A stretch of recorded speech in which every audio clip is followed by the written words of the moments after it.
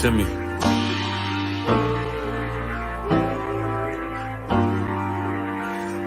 Played the horn of Lord and served other gods. Remember the days of old, we the lost tribes. They don't believe the Bible, they say a white man wrote it, but still celebrate them holidays from white men, don't they? Like Christmas and Thanksgiving appetites. I don't even see my closest family half the time. Going out ain't an option, I won't compromise. I got integrity and more heart than Valentine.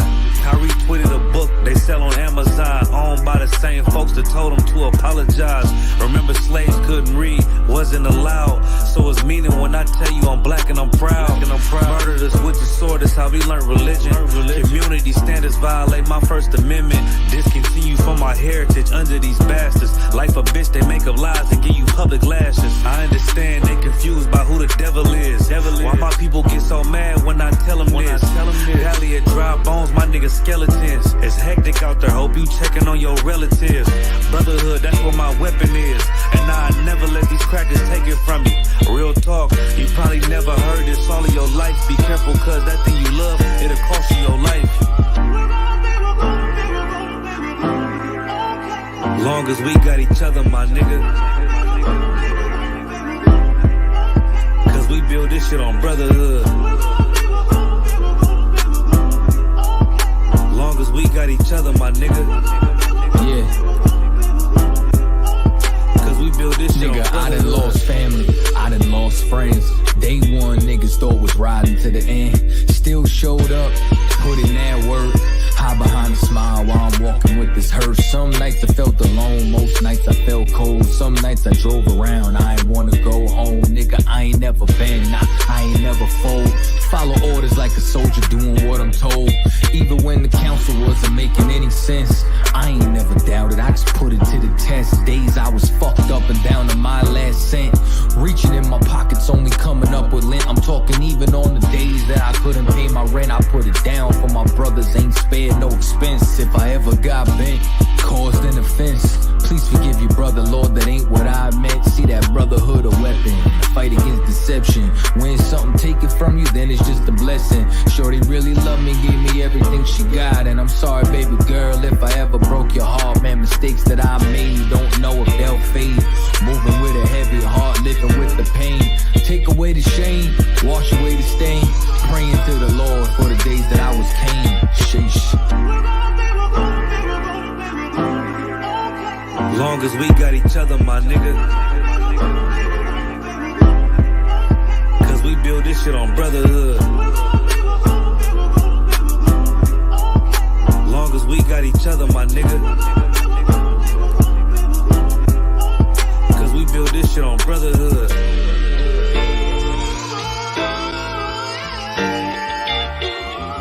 Us in here, but this is about an oppressive, fucked up system designed to keep niggas down and shit. Y'all wouldn't know nothing about that. What about you, little nigga? You know about that? Yes. Oh, you know about that? Tell me what you know about that. Tell me what you think about that.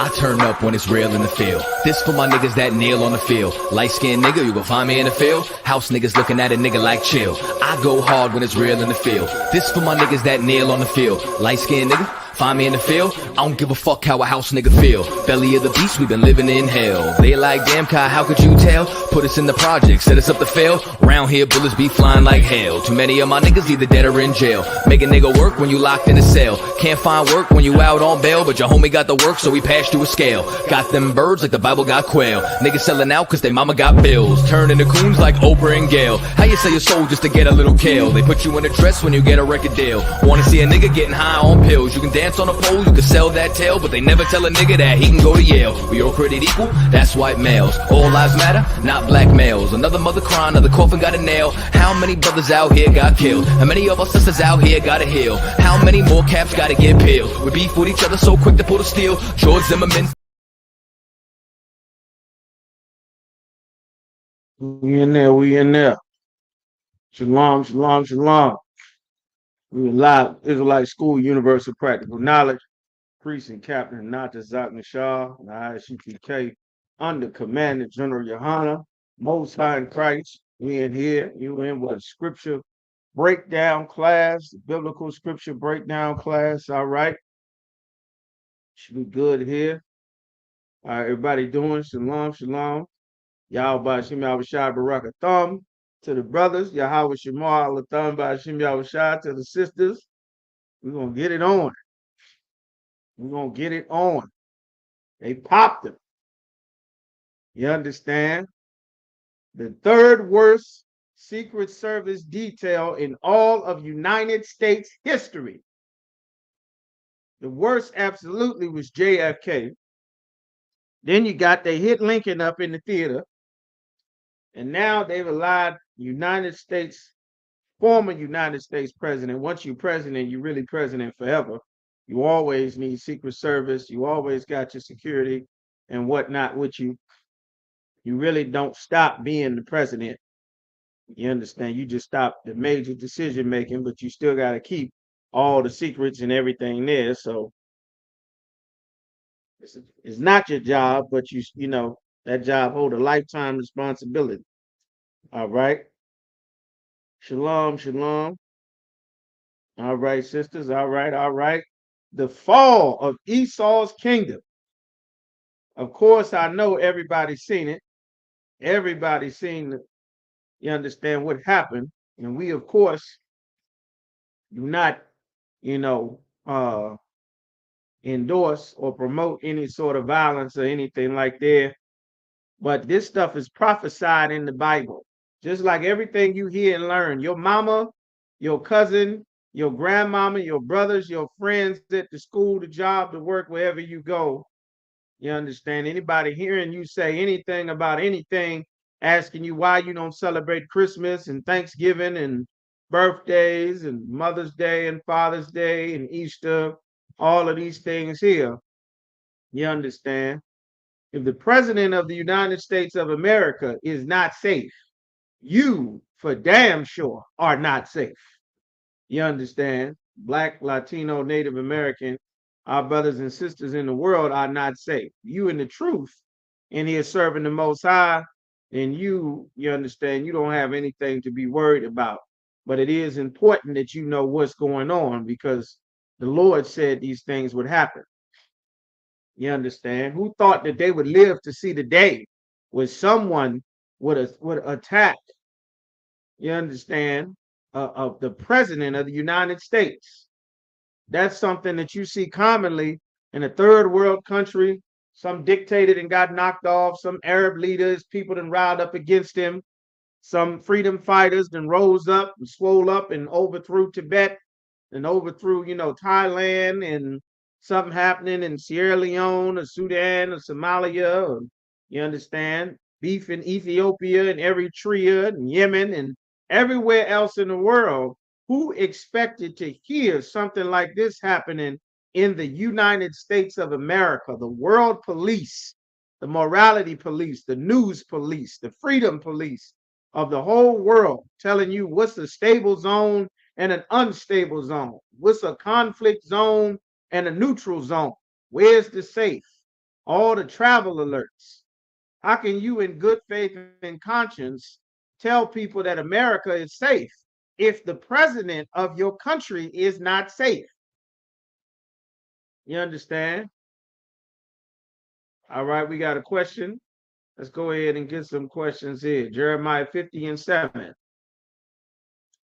Jeremiah chapter 50 and verse 7. Let's see what you got. I feel like that's the former of all things. Let me see. I think that's 51. Jeremiah chapter 50 and verse 7. Okay, we offend not. Okay, y'all ready to go in here tonight? Y'all got questions. All right. Like some of y'all in here trying to learn something. Okay. Most High in Christ. Zechariah. Like this is a perfect fishing tool, man. Tell all them cousins and everybody in there on the fence, they need to get in here. You understand? They need to get in the truth, get under the protection of the Lord. The president is not safe. You know, for damn sure, all bets is off for everybody else. That's an excellent precept. That's correct. Jeremiah chapter 50 and verse 7. It says, all that found them have devoured them, meaning everywhere they found our people, they've devoured us. They set up businesses on us. They took the resources from the land. They done spoiled us. They rule over us. They taken over the communities, the cities where we are. We got to now go to them for want of all things, just like the curses said in Deuteronomy, the 28th chapter, that the Lord promised us. He swore these things would happen if we disobeyed him, which we did, and that's why they happened. All that have found them have devoured them, and their adversaries, their enemies said, we offend not. They said, we ain't done nothing wrong, because they have sinned against the Lord. They've sinned against the Most High. They've eaten pork. They grew dreadlocks. They shaved their face and shaved their heads bald and got lines cut all in their head for shape-ups. They turned to alternative lifestyle. They went and had interracial marriages. They voting for their leaders, for the city, for the town, for the mayor, for the ward, for the president. Didn't listen to the prophets. They eating shrimp and catfish and crabs and caviar and squid and raccoons and possums and all kind of stuff that the Lord told us was unlawful. And because we do these things, any other nation of people that would come to harm us and rob us and exploit us and rule over us, they have no repercussion, no qualms about it, that they feel they're doing anything wrong because our people disobeyed the Lord. If we had not disobeyed the Lord, they would not be able to do any of these things to us. You understand? But of course, our religious leaders, namely the Christian church and the Muslim mosques, tell us we don't have to obey the Lord. We don't have to obey God's rules. So it's a never-ending cycle up until now, when you brothers and sisters decide to come into the truth and serve the Most High. The more brothers and sisters coming in, the more you see the prophecies being pushed forward speedily. That's what we're going to talk about here tonight. It says the habitation of justice, even the Lord. The Lord is where justice comes from. Our people marching and raising flags and doing protests and trying to vote for better leaders and praying and hoping. Justice comes from the Lord. You don't get justice because, you go and beg an evil man to do righteous. Justice comes from obeying the Lord. That's how we get justice as a people. Blacks, Latinos, Native Americans don't understand that because, again, we in these damn religions. So it says, even the Lord, the hope of their fathers, our fathers hoped and trusted in the Most High. And that precept also with Zechariah 11 and 5, whose possessors, meaning the people who own, who rule over us, whether it's the East Indians in Trinidad and Jamaica, whether it's the Chinese or the Japanese down in South America owning all the land, whether it's the Germans or the Italians down there owning the land, owning the companies, the damn Portuguese, the descendants of the Spanish Edomite from Spain, you understand? Or here in America, our chief oppressor, the English British man now called the American man, or whoever else want to come to Europe, you're a white man, you're American.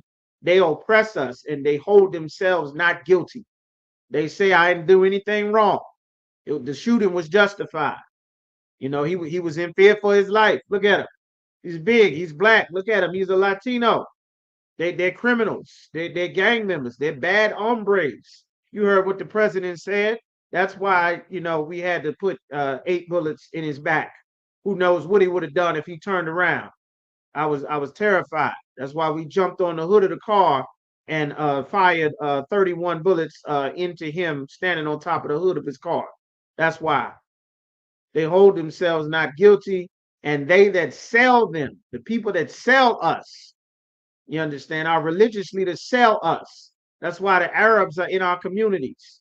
That's why we got mosques in the community. The Nation of Islam sold black people. Elijah Muhammad sold black people to the Arabs. You understand? Martin Luther King sold black people in our businesses, our communities. You understand? Our brotherhood and sisterhood. He sold us to our oppressor. You understand? That's what it says. They that sell them. And our oppressors sold us. We were in slavery for hundreds of years, standing on auction blocks. If you ever watch an NFL draft or an NFL combine or an NBA draft, you understand, or you watch a boxing match or something, they normally take two brothers and put them in their drawers and slap on their muscles on a damn auction block so you can see what prize fighting bull is getting ready to jump into this arena and entertain you. You understand? We still getting sold to this day. You want to sell a pay-per-view fight, you better have a Mexican, a Puerto Rican, a Dominican, a African American, a West Indian. You better have one of us. You want people to show up to see this fight. You understand? They that sell them say, blessed be the Lord. They're religious people that are selling us this. That's why they're saying, blessed be the Lord. They're religious people that are doing this to us because we are a people who refuse to obey our God and our rules and our power. We have joined the customs and the religions of the other nations of people. And because of that, we align ourselves with the religions of those people. So religious leaders are able to come and hustle and sell us because we in their religion. Blessed be the Lord. You understand? Allahu Akbar and all of this. Boom. Rob you, take your business, take your store, all of this old kind of stuff. You know, praise this and that. And they got their gods and their idols and all of their shops and businesses and restaurants and all of that old kind of stuff. They got all of that stuff in their businesses while they're ruling over the top of us. And you know, we just trying to live day by day and they prospering, just like the Lord said. Salaki, you understand? It said, blessed be the Lord, for I am rich, meaning they're able to get rich.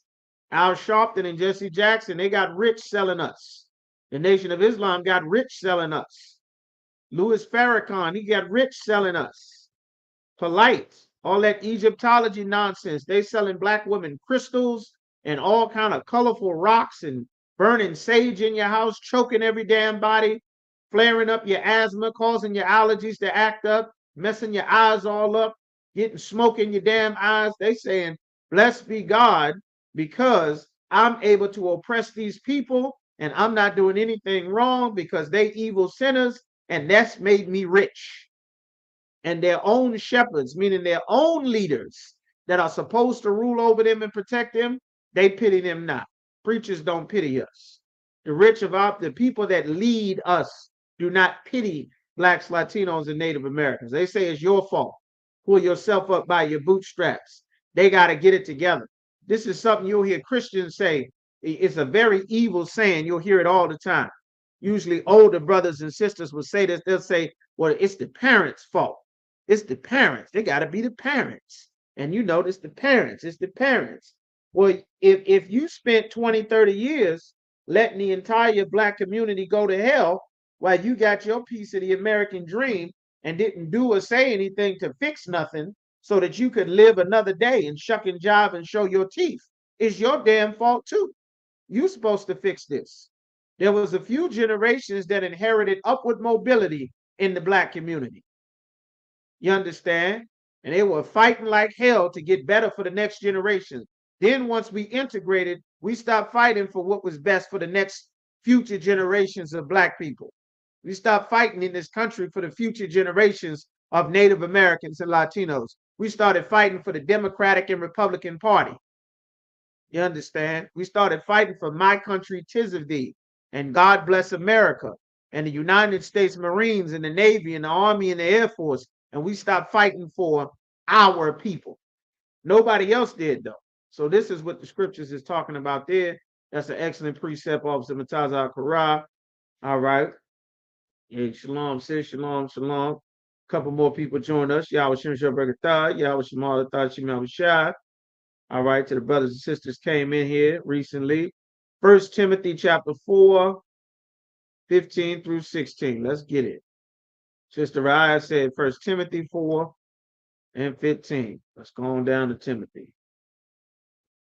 Right? Chapter 4, verse 15.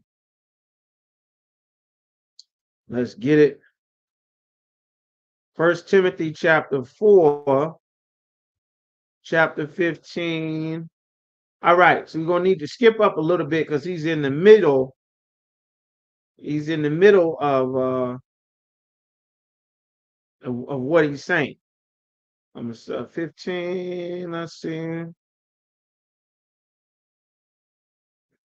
Till I come, give attendance to read and exhortation to God. All right. All right. Let's start. Because he's talking about what he said previously. Okay. First Timothy chapter 4. We're going to start at about verse 11. All right. You might need 10.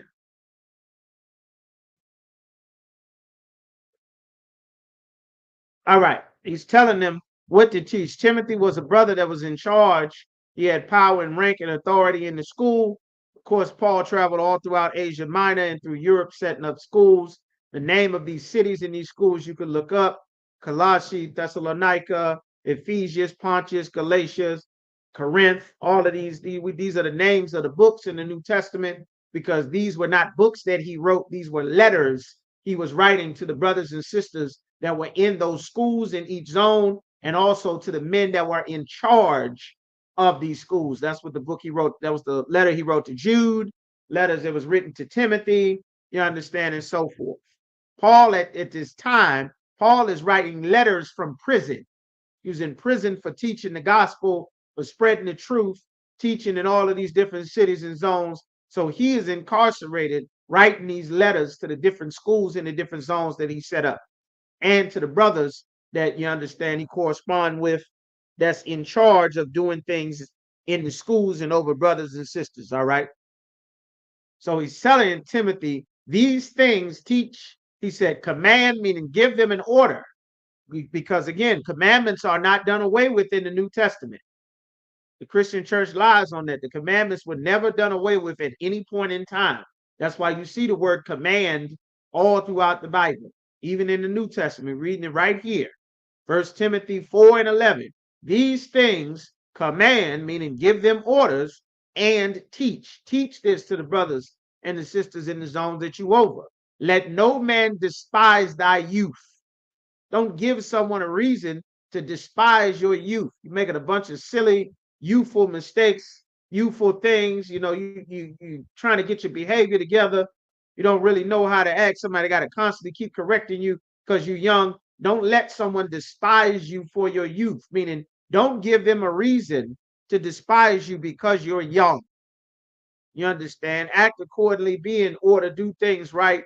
You understand? Don't let that be a reason. You got all these young, like, just think of how it is today.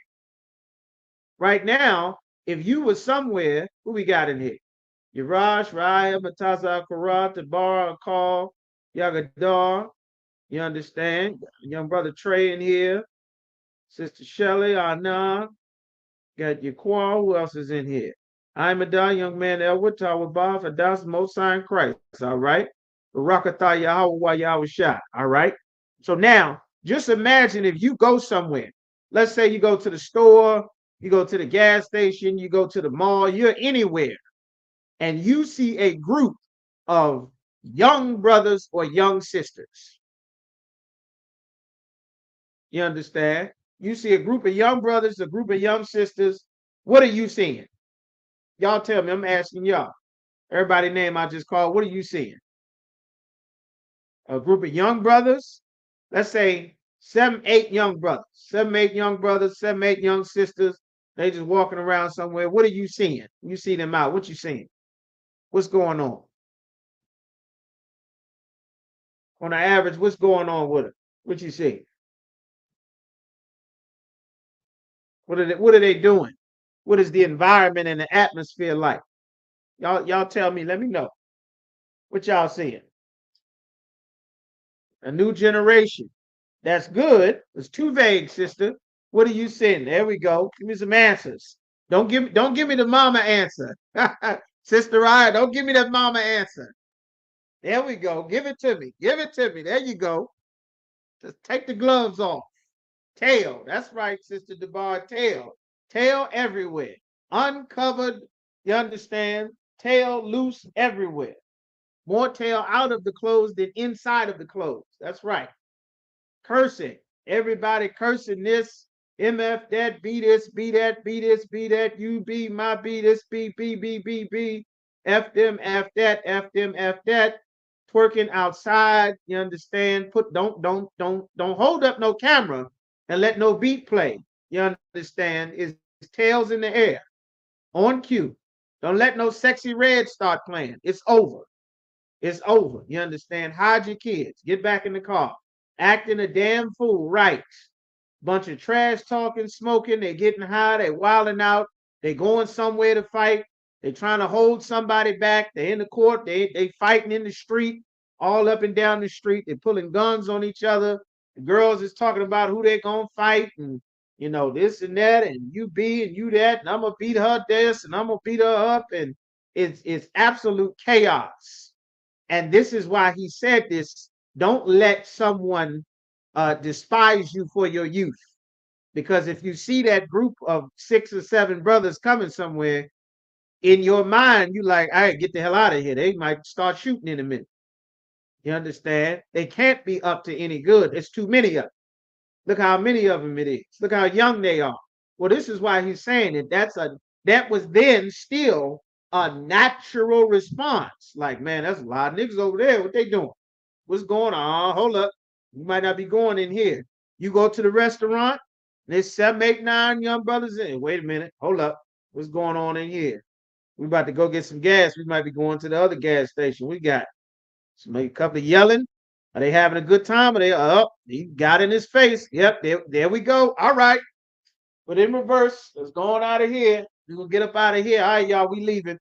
We leaving. MF, pow, pow, pow, pow, brah. You understand? So that's why he's telling Timothy this.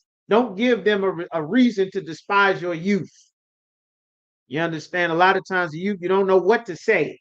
You don't have a mindset to think that if you're loud, everyone can hear you. Everyone can hear you cussing and talking about, you arguing with your baby daddy and arguing with your girlfriend because you found out your girlfriend is your lesbian girlfriend is still having sex with her baby daddy, and you in the hallway fight and all of this, and I'm gonna do this, and I put in all the money for the weed the last time.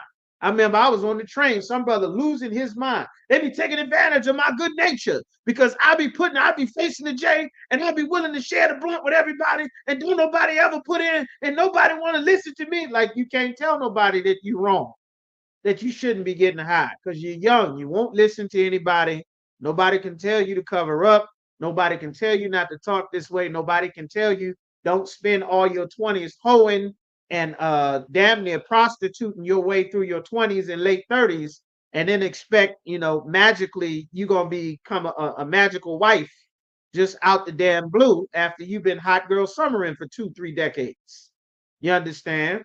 Like, of course, you can come and change your life and become a brand new person. Exactly. But he's telling them, don't make sure that you instruct not just yourself, but the younger brothers and sisters, man. Like, don't let no one despise you for your youth. Don't let your youth give everyone a reason to despise you. Like, man, I won't be around here. These young brothers, they don't know how to act. They in here cutting up. They always trying to fight. They in here taking stuff. They don't want to do no work. She trying to do the least amount of work and get the most amount of money. You understand? Like, I don't want to be in here. No, they don't know how to talk, don't know how to dress, don't know how to act. All kind of problems going to be coming around. Timothy was getting instructions on how to make sure that stuff was done in order. You understand? So this is what he's saying. He's writing this to him in the letter. Let no man despise thy youth, but be thou an example of the believers. Be an example. You understand? In word, in what you say, in conversation. Why would you be an example in your words and what you're talking about? Because instead of talking about what the rest of the youth are talking about, you understand, the stuff that I mentioned, you would be talking about breaking down the scriptures. You'd be talking about, man, we're not supposed to be voting for our leaders. The Lord appointed our leaders. We're not supposed to be eating pork and crab. Now, we Israelites, brother. No, we're not Africans. The Africans don't have nothing to do with us. The Africans over there right now getting freedom. We still getting pulled over, beat up at traffic stops. You understand? Our people getting homeless on the street all across the country. Everybody else come to America, get billions. Our Latino brothers come to America. They have them sleeping on the street in the middle of the winter in Chicago, in Colorado, and in New York.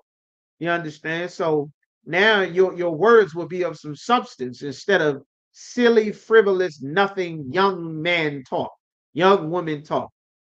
You understand? Nails, wig, weave, nails, hair, boys, this, that, B. You understand? They won't despise your conversation because you'll actually be saying something. And your charity. What is charity? Who knows what charity is according to the Bible?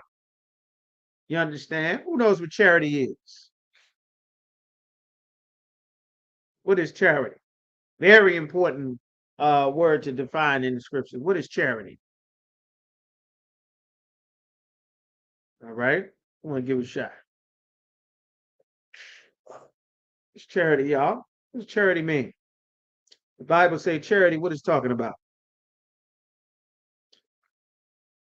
Mm-hmm. I'll give it a shot. On the man's in here. And at the bottom. Charity. Let's go say, there we go. Come on, y'all. What my scholars at? What's charity mean? Hospitality. No, that's not it. Let's get this Zonda Band's dictionary. It's a good guess. It's a very good guess. Who else want to give it a shot? That's a very good guess. How you care for others. That's a good guess. That's a good guess. But no, not quite. The biblical definition of the word charity. Who else want to give it a shot?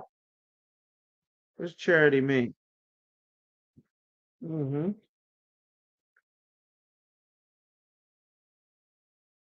Giving and helping the needy, helping the poor. Good guess. Sister Shelley, Sister Tower Bob, sister, all right. Those are all good guess. All right. Now, here's the biblical definition of charity. That's why we have the Zondervan's Bible Dictionary. Let's see if y'all can see it. Helping the needy. That's right. Everybody's saying that. That is not the biblical definition.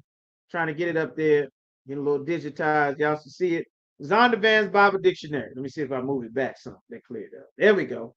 This is a compact Zondervan's Bible Dictionary. This is one of the textbooks that we use in the ISUPK. We got a whole textbook list. You can find it on the website. All right. There we go. Your comment was heavily delayed, but I got you. Let me see.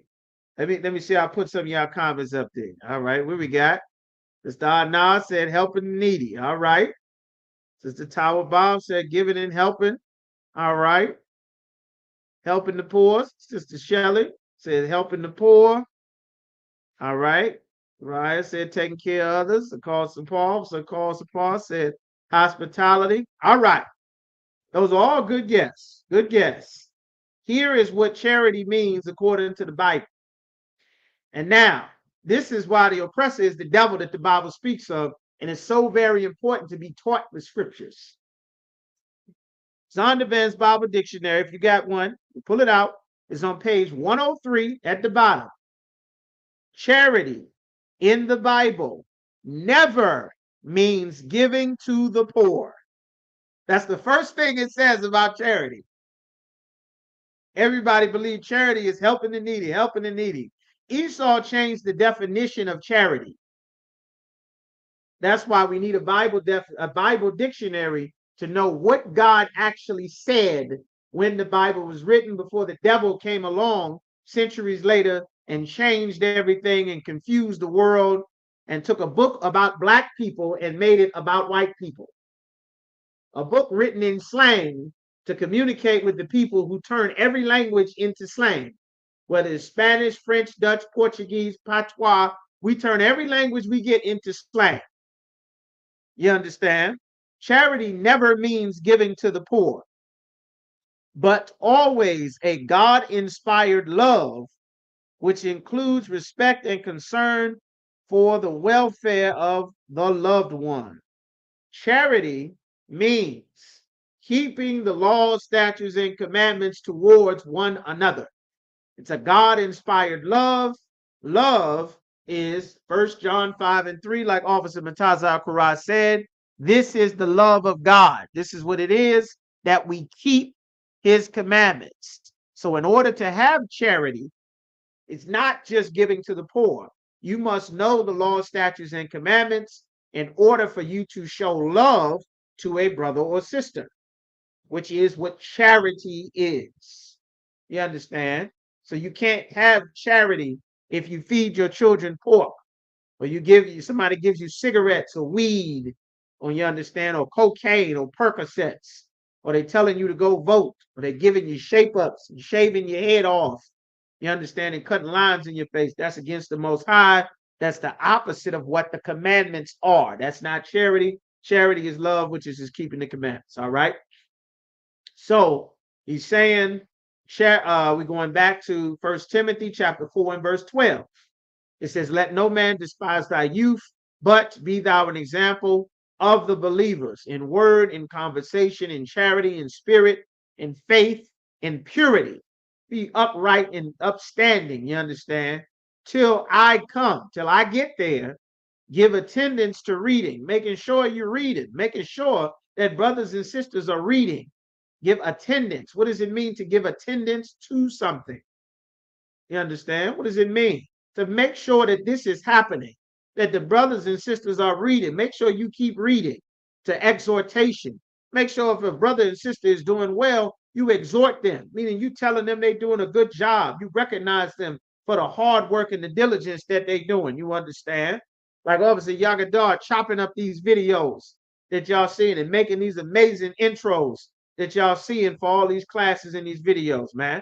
Like this HD camera, you understand? I'm in the future with this damn camera Officer Yagadar and his rib got to broadcast these classes. Like that Lashawan Quadash class that Officer Yerashimov taught forever by himself, holding one baby in his lap and one baby on his shoulder, writing on the board, teaching the Hebrew language class that Matazal Quran and Officer Yagadar and took it and ran with it. Exhort one another daily. That's what the scripture is talking about. You understand? All right. So it's saying, till I come to doctrine, make sure that you know the proper doctrine of the Bible. What are the proper doctrines of the Bible? You understand? And exhort one another daily, like the sisters looking out on the high holy days and making that amazing roast beef that Sister Anna has starved us for the last few high holy days. Salakia, sister. You understand? Or that pasta salad that Sister Hadassah made. You understand? It was absolutely amazing. And of course, you understand, Sister Raya always taking care of the brothers and the sisters. You understand, making sure that there's plates on deck. You understand, as needed, of course. And the brothers and sisters in here showing the class support, in here standing strong, in here supporting the school, coming through, you understand, and changing their lives to serve the Most High. Exhort one another daily. Like you did an amazing thing to stop smoking weed. You know, the majority of your race that smokes weed will never stop smoking weed. They can't get off of Percocets. They can't stop selling drugs. That's why it's a million of us in prison and everybody getting gunned down every single day all across the country. But you managed to stop selling drugs. That's amazing to the Lord. You know how hard it is to get a nigga to stop eating pork? And you stopped eating pork? That's amazing, man.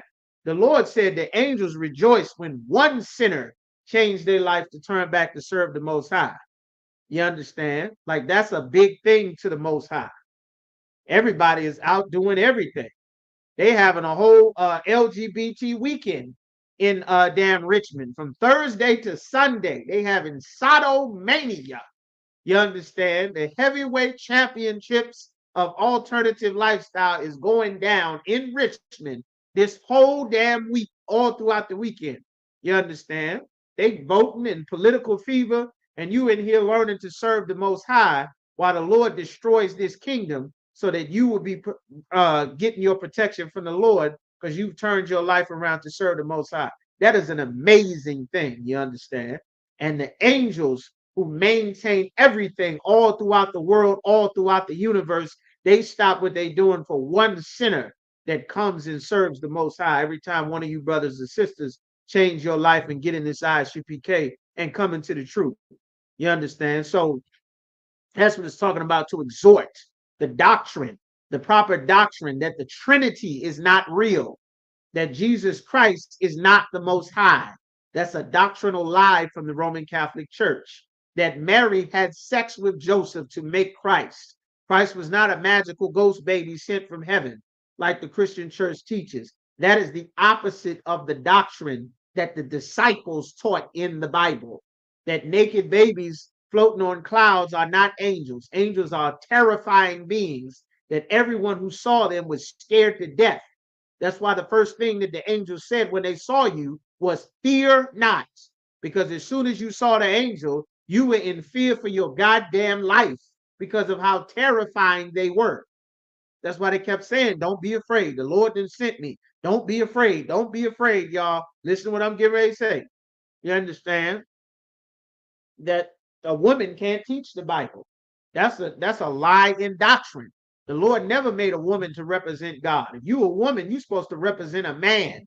First your father, then your husband. If you have neither, you represent the body of men and the school that the Lord set up here, which is the ISUPK in this day. In that day, it was the schools underneath of the prophets for that the disciples had gotten orders to set up under, the 12 that Christ put in charge.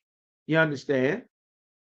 So those are just some examples of what it's saying in the scripture. So by the time you get to verse 15, which is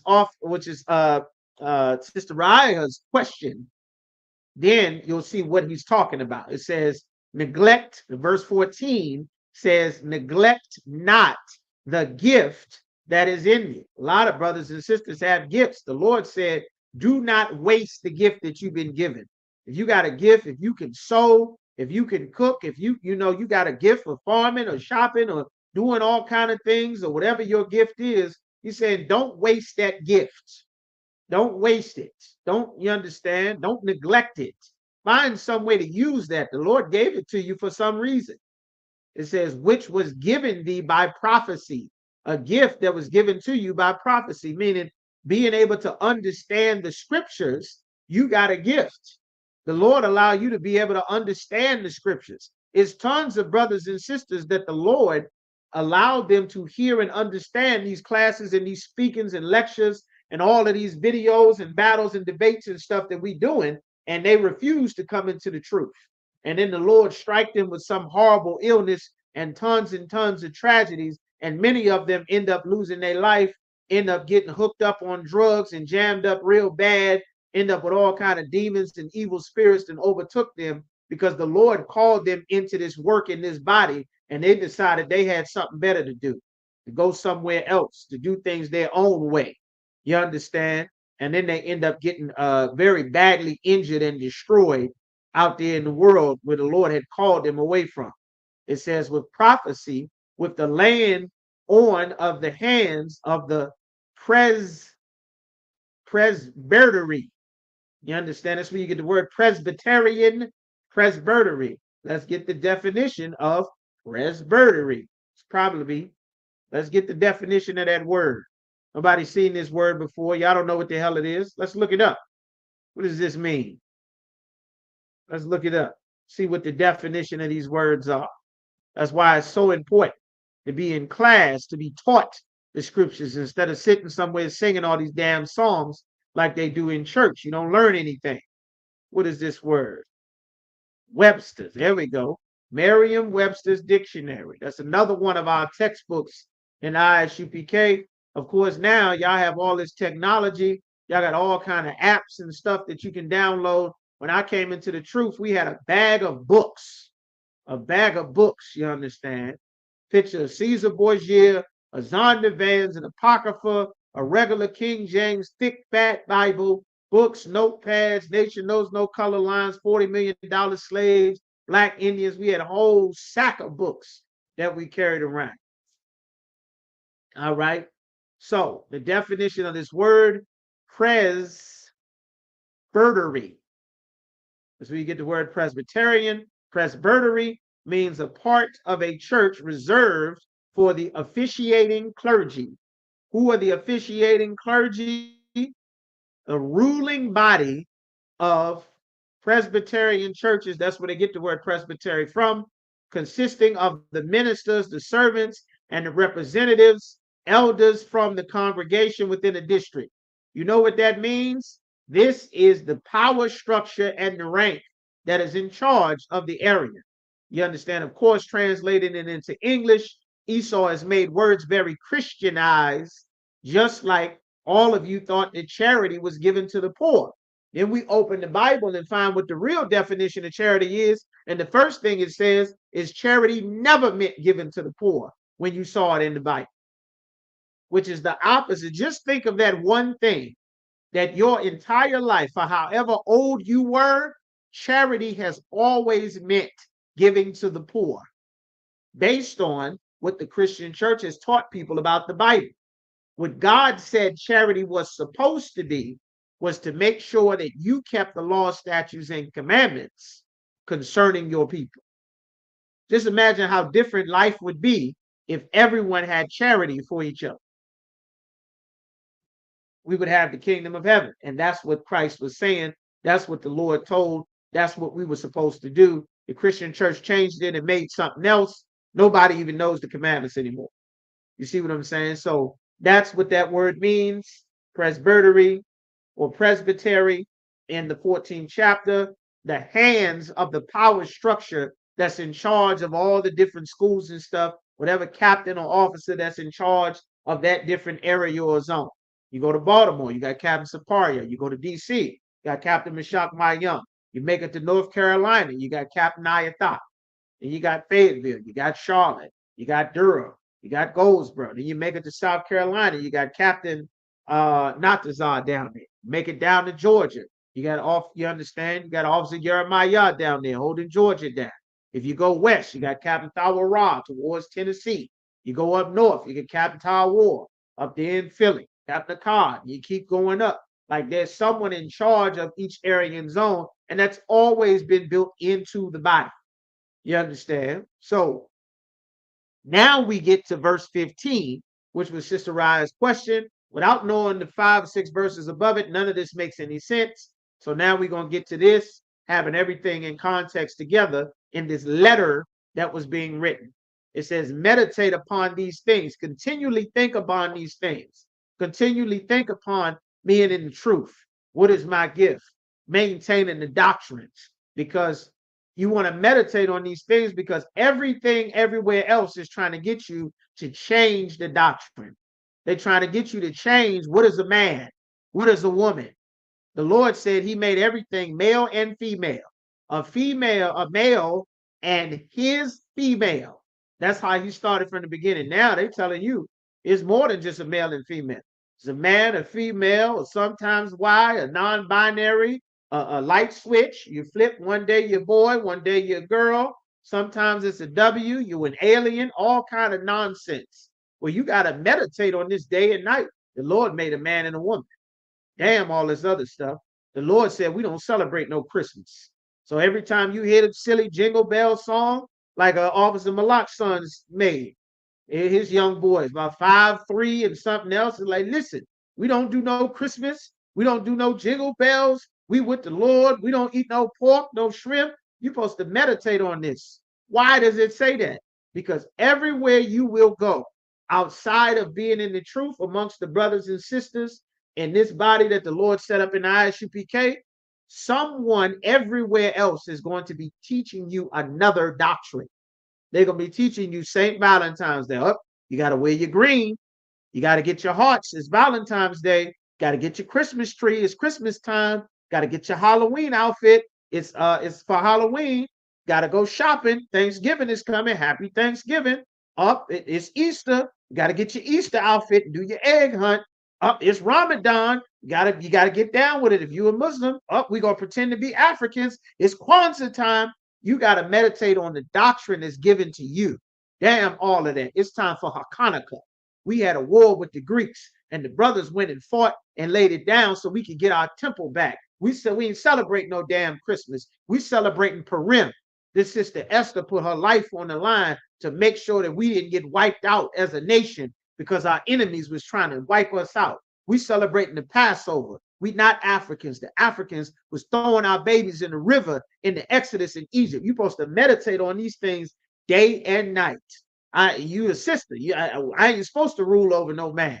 That ain't what a woman is supposed to be. I ain't supposed to be jumping all in nobody's face, starting fights all in the street, trying to be gorilla. I ain't supposed to be everywhere showing off your breasts and your tail. I ain't supposed to be having sex with everybody in the damn city, all on OnlyFans, uploading pictures all on the damn internet, naked everywhere. You supposed to meditate on the doctrine. The scriptures say a shameless woman shall be accounted as a dog. That's from the Lord.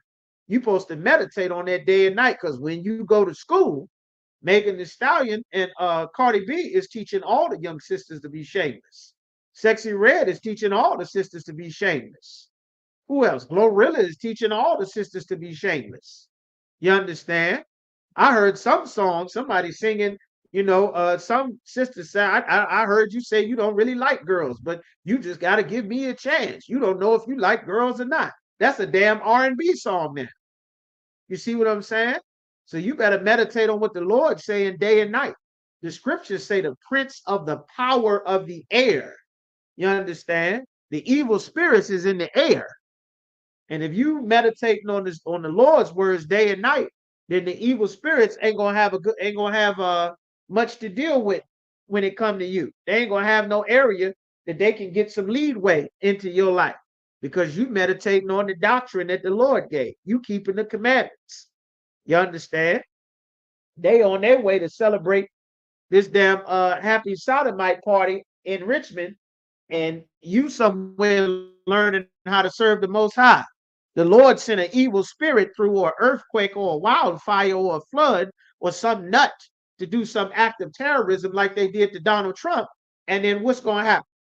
You out there in a mob of sinners doing an abomination to the Most High, fighting to be recognized to champion something that the Lord is against. Like tons of sisters unknowingly was celebrating that LGBTQ movement, wearing your rainbow flags and getting your rainbow keychains and doing your pride marches, supporting your gay cousin and your gay best friend, and DeAndre, who you helped learn how to double dutch and do all the little girl dances in middle school, and you was like, it's my friend, and I don't care what you are, and you my cousin. You always gonna be my cousin, no matter what life you choose. And now you want to be a little girl in the cheerleading competition, but you can't win as a little girl because it's politically correct for this little boy to take your spot on the cheerleading squad because you've been helped push the agenda. You can't win the I'm a beautiful princess beauty pageant competition because there's some nigga in a wig and a lipstick and he has to win because that's the political agenda. While you were supporting DeAndre, helping him learn how to twerk and shimmy back in middle school, in 9th grade and 10th grade. You helped him do his eyebrows and help paint his nails and, taught him how to be a better woman. And then one day you go to Mexico and you hanging out with DeAndre, and he called himself Tierra now. And y'all get into an argument, and DeAndre powerbomb you and slam your head on the ground like a WWF wrestler when y'all get into some fight in Mexico, and they leave you paralyzed to die on the floor, and everybody just roll out. Nobody break up the fight with this grown man in a wig and a dress because you've been treating DeAndre like he was a woman for 10 years, and you didn't think nothing was wrong with it. And everybody watching is like, it's just two girls fighting. We can't jump in. That's Tierra. That's not DeAndre. That's Tierra and Kiki.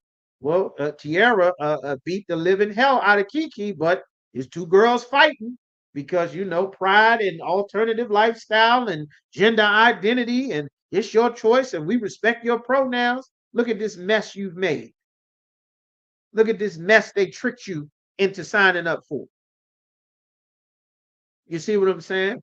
You didn't know no better. The prophets was telling you, but you was accustomed to not listening to the prophets. Well, if you meditating on the proper doctrine day and night, you'll never be some young sister supporting an alternative lifestyle on a man. You'd be like, a man, he got to be strong. He got to be tough. He got to be a warrior. How the hell are you going to be able to stay feminine if all the damn men become feminine? You can't use the woman's bathroom. It's men in there peeing all on the damn toilet seat. You can't get a woman's spot nowhere. You understand? That's why it's important to meditate on the doctrine day and night. It's all kind of influences trying to turn you every which way that you don't even know about. They've been plotting this since the 60s and the 70s, back when that hippie free love sexual revolution movement first got in its swing. They've been plotting this. The prophets knew, you didn't know. Your mama didn't know. You understand? That's why it's important. That's why he's saying, meditate on these things. Give thyself wholly to them. Give yourself to stand with the Most High and being right with the Lord and keeping the commandments, man. It might look like everybody else is doing all this, having a great and wonderful time and, living any kind of way until you watch the news clip and find out that 17 years is all the time that the Lord is going to give them to live that lifestyle. They don't get another 17 years to continue in that lifestyle. The Lord not going to give them another 20 years to continue in that lifestyle. The Lord not going to give them. It may look like that drug dealer got all that money right now, but the Lord not going to give them another 15 years of freedom to continue in that lifestyle. Their next 15 years is going to be in a federal penitentiary. It don't look like that right now, but that's what's coming. The prophets know it. You understand? That's why the Lord said we walk by faith, not by sight. The faith that we have is not based on people guessing. It's based on the Lord telling the prophets what to say before it happens, so that the people that obey the Most High will be told the future before it happens, so that they can act accordingly and the Lord will be with them once the future takes place. That's the purpose. The Lord don't do that with any other nation of people. He only gives that to us because we are his children. You understand? So when the Lord is saying in 15, meditate upon these things, give thyself wholly to them, that thy profiting may appear to all. When you profit for obeying the Most High, everybody is going to see it. Take heed unto thyself. Be careful unto yourself and unto the doctrine, meaning the rules and the specific scripture breakdowns that you learn. The doctrine about a man cannot wear what pertains to a woman. A man is not allowed to be an effeminate man. You can't act like a woman if you are a boy. You can't do that. You can't act like a man if you are a woman. You got to carry yourself a certain way if you're a woman. Dress yourself a certain way if you're a woman. Dress yourself a certain way if you're a man. You can't wear men's clothes if you are a woman. You can't wear women's clothes if you are a man. The doctrine has to keep you, because guess what? In 2024, they making dresses for men now. But a dress is supposed to be something for a woman. But you see grown men wearing dresses, wearing skirts, talking about they hip and fashion trends. Usher, P. Diddy, Andre 3000, Lupe Fiasco, Young Thug, all kind of Young Jock. You see rappers wearing dresses and skirts now. You better hold fast to this doctrine. You end up getting sucked into that alternative lifestyle. Black man, you got 38 years maximum to live that alternative lifestyle. That's what the World Health Organization and the Center for Disease Control say. Your life expectancy is 38 years as an African American man living that LGBT lifestyle, that transgender lifestyle that's so super popular, that's all in the news. The damn Dwayne Wade and his 8-year-old son going to pretend like this is a little girl and put him in makeup and eyelashes and fake nails to be like a little girl. You better stand on that doctrine. They pressing hard on you, brother. They pressing hard on you, sister. They pressing hard on you. The Lord said if he didn't cut the days short, even the righteous would scarcely be saved. You notice how quick these last few years have gone? You notice how quick 2024 is going by? We damn near over the halfway point of the year. It's 12 months in a year. This year is more than halfway over already. We in the middle of July. Like the Lord is speeding the times up. You notice the days start earlier and end later. Like the Lord is doing that. That's what he said was going to happen in the Bible. Just like everything else. You understand? So it said, take heed to thyself and unto the doctrine, continue in them. For in doing this, thou shalt both save thyself and them that hear thee. You understand? That's what it's saying there. All right. So where we at? 8:05. All right, we make a good time. All right, what else we got in here? Let me know that answer your question, sis. I'm going to the next question. so I can get to my topic. What we got? 1 Timothy 5:23 to just say we must drink wine for healing properties. All right. Is this what he said? He told Timothy, take a little wine for your stomach. Is that what you're talking about? Probably. All right. 1 Timothy, what you said, 5:23. I think that's what you're saying. 1 Timothy. All right. Drink no longer water. 1 Timothy 5:23. Drink no longer water, but use a little wine for thy stomach's sakes and thine often infirmities. Saying drink a little wine. That's what he's saying. For your often sicknesses and your infirmities, drink some wine. That's what he said. It's real simple. That's all he's saying. You tell her brother drink some wine, stomach get upset, something like that. You tell her brother drink some wine. Oh shit. Lock it. I'll hit the camera there. Hold up. All right, we good. That's all he was saying. It wasn't nothing deep in that. Remember, these are letters that he's writing. Hey, I underboss says no sweat. These are letters that he's writing to brothers. This isn't a book. He's not writing a book. He's just writing a letter. The beginning of the letter, he say, hey, tell everybody shalom to the brothers in there. I greet you, salute you. The sisters holding it down. Tell them greet each other with a holy kiss. Make sure everybody greet and salute each other every time y'all see each other. Let them know I thank the Lord for y'all every day while I'm in bondage. Remember the brothers and sisters that's in bondage in Christ also. They locking us up for teaching the truth. Don't forget about us. Make sure y'all take care of each other. Make sure y'all keeping the doctrine as it was taught. Don't change nothing. Like he's just writing letters. He's writing a letter. You understand? He's not writing a book. You understand? All right. So that's what that is there. So now, any more questions in the room? I'm gonna get to my topic there. The end of America. Oh boy. Babylon is falling. Babylon is falling. Good Lord. What is going on? Let's get this here.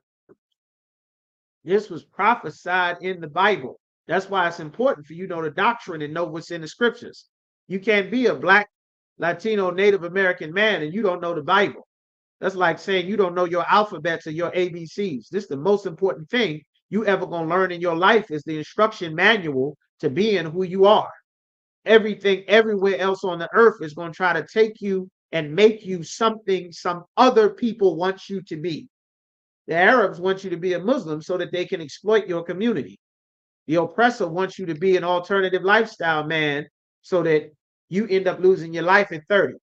He wants you to live this sexual liberation hookup culture lifestyle so that you have unstable families and your sons, you end up raising kids by yourself. And if you don't come into the truth, your sons end up in the street becoming a Kia boy. Your daughter end up on OnlyFans. She end up a single teenage mom herself as well. Like they planned this. You understand? Like we have an oppressor ruling over us. And because you brothers and sisters are waking up and turn back to the Most High, the Lord is causing this empire to crumble. You understand? A former United States president had an assassination attempt on his life in broad daylight amongst his own people. These were the people that came there to support him. These weren't enemies. The ops wasn't there. Well, they were, but this was a place that loved him, invite him, want him to come and wave his hand and throw up his fist and talk trash to stop in their little country town. And he not even safe amongst his own people in one of his burnt neck towns. You understand? How is this happening? What in the world is going on? This is what the Lord said right here. 2nd Ezra, chapter 15. Where we at? We in 15. 2nd Ezra, chapter 15 and verse 14. We're going to start at 14. 2nd Ezra, chapter 15 and verse 14. Let me see. What y'all do this here? Let me see what we got. That's right. It ain't just young people, sisters. It ain't just young people. It ain't just young people. You're right, but it ain't just young people. It's much worse than that. The young people for sure, they got the young people jammed up real bad. They've inherited generations that never set the record straight about anything. That's why it's so important that there be a man over the congregation that can lead the people going in and out. You understand? Records got to get set straight. If you have a bunch of confusion, you won't know, nobody won't know what the hell the truth is. You understand? You better make sure you teach your kindergarten age children what is a boy and what is a girl. You better learn from you, because when he go to school, it's going to be a bunch of confusion. When she get in that classroom, it's going to be a bunch of confusion. You see what I'm saying? So now it says 2nd Ezra chapter 15 and verse 14. The Lord said, woe to the world. Destruction is coming to the world, to this society, to the earth, and them that dwell therein. The people that's living in that society, it's destruction coming. For the sword and their destruction draweth nigh. Destruction is coming near. And one people shall stand up to fight against another. This is talking about world one people fighting against another. The Chinese and the Filipinos beefing. Japan getting their military backup strong. The Ukrainians and the Russia beefing with each other. America back in Iraq again after 20 years, back fighting in Iraq. The Israeli man getting into it with the Egyptians, getting into it with the Hezbollah in Lebanon, getting into it with the Palestinians, getting ready to get sucked into it with everybody else. Like it's already turning up everywhere. The damn West Africans is rising up, fighting against the French. The French getting put out of all of Central Africa and the Sahel states and Chad and Burkina Faso and Niger and Upper Central Africa. You understand? The Lord is bringing everybody to war. And one people, meaning one race of people, is going to stand up. Why is it saying stand up? Because they weren't standing up before. They were just, everybody was doing everything normal, but now it's time to stand up. Look, damn it, I ain't taking this no more. We're going to get it on. The Philippines is tired of getting bullied by China. You understand? Guam ain't having it no more. Rocket Man in Korea ready to smoke something. He ready, you understand? He ready to pop something. He ready to get it on. You understand? One people shall stand up and fight another people, and swords in their hand. They ready to get some killing going. You understand? For there shall be sedition among men. Who knows what sedition means? Where all the scholars at? You understand? Where all the scholars at in here? All the professors. What does sedition mean? Who knows what sedition means, y'all? It says there shall be sedition among men. Let's get the definition of that word sedition. What does sedition mean, y'all? Let's pull that up.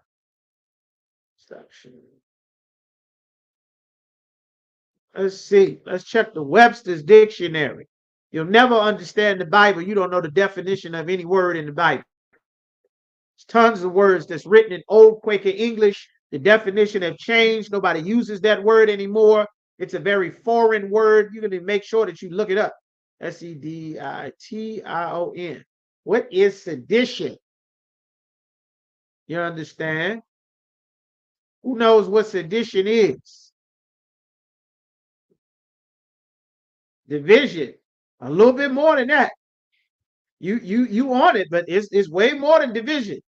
The Democrats and Republicans are divided, brother. It's more than division. Upset. It's more than upset, sister.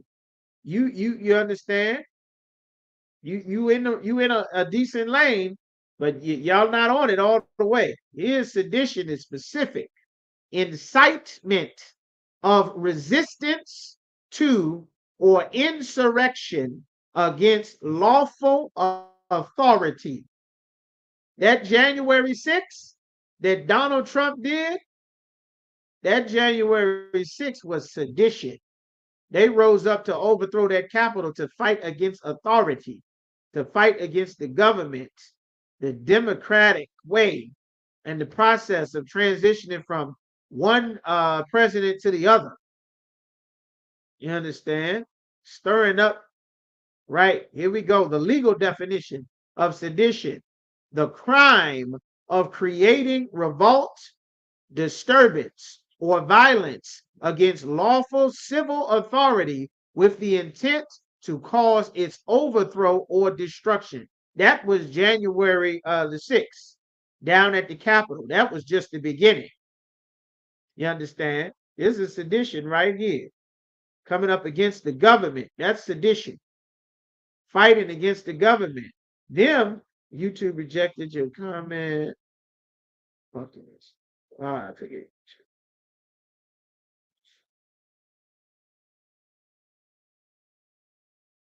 Anarchy. Sedition, they coming up against the government. It's a crime. You understand? They fighting, trying to tear down the government. That's what they did on January 6th. That was sedition. Them coming to assassinate President Trump. That's them rising up against the government, a lawful authority. This is a former United States president. If this man came, if Donald Trump did not turn the side of his face, you understand? It rejected the definition, yeah. All right. Donald Trump just happened to he turned his face. And the bullet just went by and ripped a piece of the ear off. He didn't turn his face on that bullet trajectory skinning because he turned. Bullet come in here, he turned. He don't come here. That bullet probably hit you in your eye. You understand? That thing hit you in your eye, come out the back of your head. That's game over. You understand? They call that the Mo Green special. That's game over. You understand? The Lord said this. He said, for there shall be sedition among men and invading one another. They invading one another. They complaining about the Latino brothers. This land belongs to the Latino brothers. This whole United States of America, all of this land belongs to the tribe of Issachar, the tribe of Reuben, the Seminoles, the tribe of Issachar, the so-called Mexicans, and the tribe of Gad, which are the rest of the North American Indian or Native American tribes. You understand? This whose land it is. The Chinese done invaded the land. You understand? Damn right. Damn right, brother. The Chinese invaded the land. Most High Christ. You understand? The scripture said, they shall invade one another. They shall not regard their kings nor princes. Don't nobody give a damn about that. That devil didn't care that this was the president of the United States. They didn't give a damn about none of that. You understand? He said, they shall not regard the king nor the prince. They don't give a damn who's in charge. They're ready to overthrow the whole thing. And the course of their actions, meaning what they do, the actions that they take, shall stand in their power. Meaning if they got enough manpower to do it, they're going to do it. If they got enough power, they're going to do it. Whatever the hell they want to do, if they got the manpower and they strong enough and bad enough, they're going to do it. They ain't going to give a damn about no government, no kings, no rulers, no senators, no none of that. That's prophesied in the Bible. It says a man shall desire to go into a city, meaning you're going to want to go into a city and shall not be able. The Lord sent COVID through. Nobody could go anywhere. Daycare closed.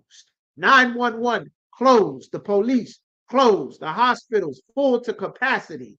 You understand? The job closed. School closed. Middle school closed. High school closed. The courts closed. Church closed. The mosque closed. The synagogue closed. The temple closed. ISUPK still open. You understand? The Lord said a man going to desire to go into a city, and there's going to be the National Guard on the streets. You're not going to be able to go to a city. There's going to be troops in the alley with Humvees and choppers and M6 and AR-15s. You understand? Riding on turrets, military vehicles riding through the streets of America, all in Minnesota, all in Washington, D.C., all in Baltimore. It's coming back. It's coming back. It ain't going nowhere. The Lord said these things are going to happen. God is causing this to happen. You understand? It said, for because of their pride. Isn't that amazing? That pride, just coming off of Pride Month. Because of their pride, the city shall be troubled.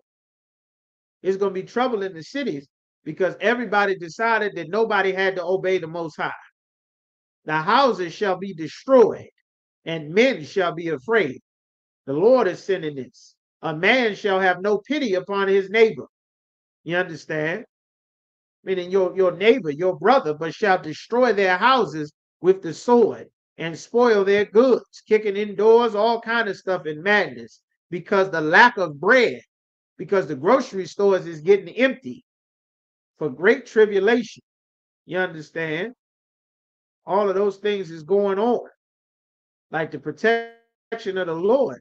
Brothers and sisters better get in there to get the protection of the Lord, especially you sisters. Black women have had a game ran on you here in America that is absolutely cruel.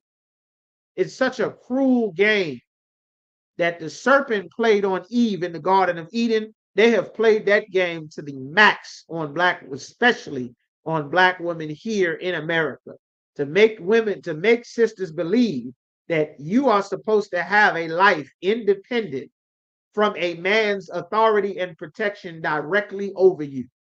That is the most dangerous thing on the entire planet.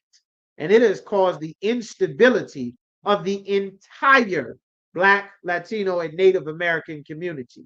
It has caused so much instability that every other nation of people has been able to rule over us. You understand? Like this is what the Lord is talking about here. Why are these things happening? What is going on? Let's go to Second Thessalonians. Second Thessalonians chapter 2. Like the Lord is bringing these, the Lord is causing these things to come to pass. And you should know it. You understand? This is your heritage that the Lord gave you so that you understand what is happening. Ye are the children of the prophets.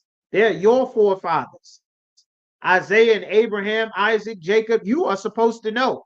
You are their daughter, their great, great, great granddaughter, their great, great, great grandniece, their great, great, great, you understand, grandniece, grandbrother, grand sister, their far, far cousin, their far, far uncle. I mean, not uncle because they before you understand? You are supposed to know. It is the heritage of your family, just like you are Jenkins and you know great grandma Jenkins' secret potato salad recipe, and you know that roast beef recipe that great great granny, what's her name, taught you, and you know the taco recipe and the special sauce and seasoning recipe that old mama, whoever taught you, and abuela taught you. It's your recipe. It's your family custom to know these things. You understand? Like this is your heritage. This is who you really are. You understand? This is why our people don't fit anywhere else. All right. So let's get some more. Second Thessalonians chapter 2 and verse. We're going to start at 1. Second Thessalonians chapter 2 and verse 1. It says, now we beseech you. Beseech means to beg or to strongly encourage you, brethren. Who is your brother? A fellow Israelite, blacks, Latinos, and Native Americans, by the coming of our Lord Yahweh Shah HaMashiach, or in the English you'll read Jesus Christ, by the gathering together unto him. We are here in the UPK to gather together unto Christ. Everybody else is gathering somewhere else. If you are not in the ISUPK, you are not gathering to Christ. That's why Commander General Yahana has been saying for years, all camps are to return to the original school. You are not authorized to teach the Bible. Not a church, a preacher, a deacon, an elder, an imam, a fake Israelite, with baby doll tassels on your t-shirts. The Lord is getting ready to send the death angel through the earth. And that death angel has instructions. And when he gets sent with those instructions, your intentions won't matter in that day. What you thought and hoped will not matter in that day. That's why the Lord sent the prophets to warn everybody beforehand, because destruction is coming near because the return of Christ is coming soon. You understand? Don't look for a date in a calendar. Don't put it on your calendar thinking that, Christ will be here Tuesday and none of that. That's not what it's saying. The scriptures say no man knows the hour, nor the day, nor the time. I'm paraphrasing, when the Most High will give Christ the order to come back with the angels. But you are supposed to know and be prepared for it because it's your heritage. It's who you are. It's why you have the Father that you have. It's your identity. You're an Israelite. You understand?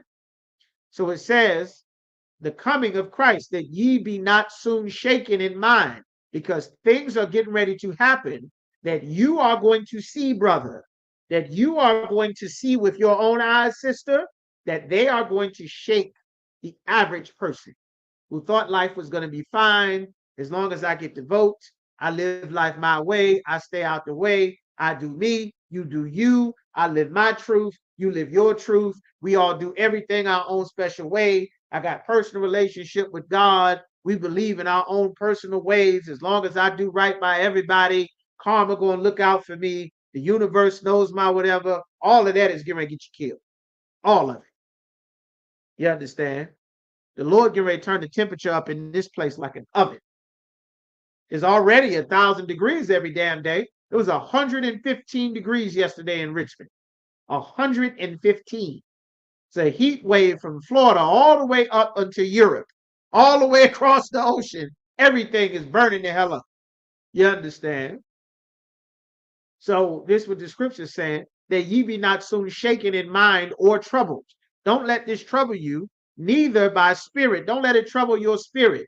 And that's an important thing about you coming into the truth, brothers and sisters, because there's a lot of things that is going to trouble the average brother and sister. Once the Lord start unaliving everybody and you start seeing more and more people die that you didn't used to get to see people die, that's going to be very troubling. You understand? The average brother and sister, depending on if you're not from a very high impoverished community that's full of homicides, the average brother and sister is not used to seeing people be killed or seeing bodies everywhere. You understand? The Lord said he's sending race war, world war, civil war, and nuclear war. That's leading up to the return of Christ. So the Lord is saying these things that your spirit be not troubled, because what is about to happen, the Lord is going to trouble the world. But you are not in the world, so you should not be troubled by it. You might need to take a moment, take a breath, like, listen, I know this was going to happen. The Lord said this was going to happen. This is what I've been learning. This is why we live in my life. We live this way according to keeping the Lord's commandments. The Lord going to be with me, even if the Lord is not with everybody else, because we obeying what the Lord said to do, and we in the truth, we in the UPK. Like this, you're going to need to keep and maintain your spirit, because your carnal mind of seeing everything is be like, damn, it's turning up everywhere. Like, damn, but they didn't hit the president. Am I safe? Is school safe? Is daycare safe? The Lord is saying for you not to be troubled because you obey the Most High. Now, if you some sinner eating pork, smoking weed, having your gay pride marches, you need to be scared to death, because terrible things is coming your way. You must change that life. Terrible things are coming. You understand?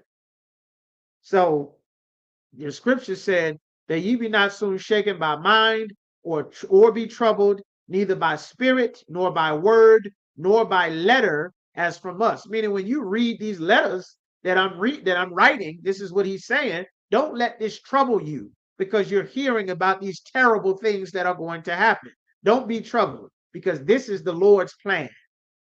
And that's why it's so very important for us to understand and learn the Most High, not hugs and kisses and choir rehearsals and sweet songs. The nations have to pay for putting us in slavery. The Lord is going to make them pay severely for what they did, for what their fathers did. The Moabites have to pay. The Koreans, the Ammonites, they have to pay. The Japanese, they have to pay for what they did to us. The Arabs, the different Africans, the Hamites, you understand? They have to pay for what they did. The European, Esau, the Edomites, they have to pay. They murdered hundreds of millions of us. You know how many times, every time you die, a couple of generations later, your spirit is born back to your relatives several generations down the line. We've been in slavery for over 400 years, in captivity as a people for hundreds of years. You know how many times over and over again these oppressors have killed you? How many times over and over again we've been hung and lynched life after life? How many times you were a baby that they fed you to alligators in the swamps of South Carolina or Florida or Georgia, Louisiana or Tennessee somewhere so that they can catch alligators to make luggage and furniture? You understand? They wore slave skin as boots and as suitcases. And they would peel your skin like you peel an apple or a potato. They did this to us for hundreds of years. You understand? They took a man's wife and had sex with her, you understand, on the plantation and then sent her back to her husband. They did this to us for hundreds of years of them abusing us and throwing brothers off the precinct roof, lying on brothers like Kamala Harris. She was the district attorney down, I think, what was she, Orange County in LA somewhere, withholding evidence, lying, getting brothers locked up. Joe Biden standing before the Senate saying they super predators. They uncivilized people. They not been socialized. They need to have mandatory minimums and three-strike laws because some dumb teenager sells drugs that America flooded into his community after destroying all of his jobs. You understand? Now, all of a sudden, the only thing that he has left that he has been told is his way up is you put drugs and heroin and crack cocaine in his community. And now that you destroyed his economy and his people and threw his father out the house and told his woman that she was loose from him every time she went to church and then gave her government assistance and told her that America was her new husband and not the man she had the kids with. Well, now he destroyed the city, destroyed the family, destroyed, and you're gonna put 1 million of them in prison. And when he get out, he can't work a job anymore because of Bill Clinton passing that law, because of the three strikes law. He goes steal a loaf of bread after he do 10 years in prison. Guess what? Got another strike, catch another charge, got another strike, up, you're done. Minimum 25 years, 25 to life, get the free trip. Biden did this. The 90, was it the 90, what was it, the 95, 94 crime bill? The mandatory minimums, can't get a job, you got a felony incarceration. They did this. Well, he got to pay for that. The Lord gonna make him and his family and his children and all of our oppressors pay for the evil that they did. And God's justice is not like, say I'm sorry and we'll let it go. That's not God's justice. That's not real justice. You understand? The justice of the Lord, we can read about it. And it's serious. That's why the Lord is saying, I'm telling you this now, because what I'm about to do is going to be terrible, and I don't want you to be troubled by it, because he finna step on some people. He finna step on a lot of people. He gonna step on entire nations of people. You understand? So that's why he keeps saying, don't be troubled. Don't let your spirit be troubled, because it's some stuff that's about to happen. But I'm telling you now, get right, get ready. So 2 Thessalonians 2:2, it says that ye be not soon shaken in mind or troubled, neither by spirit, nor by word, nor by letter, as from us, as the day of Christ is at hand. It's getting closer. Let no man deceive you by any means. Don't be deceived, for that day shall not come, meaning the day that it's talking about when Christ returned, except there come a falling away first. What is that falling away? It's talking about separating yourself from white supremacy. The water, the 94 crime bill, Officer Yagadar said. Separating yourself from white supremacy. What is that? Christianity.